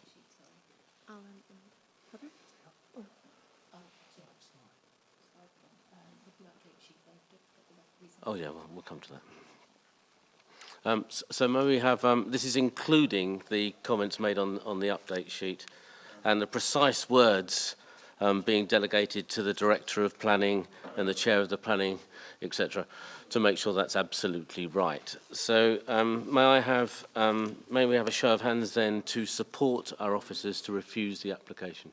We just did that, I know, but can we just do it again for my colleagues' sake?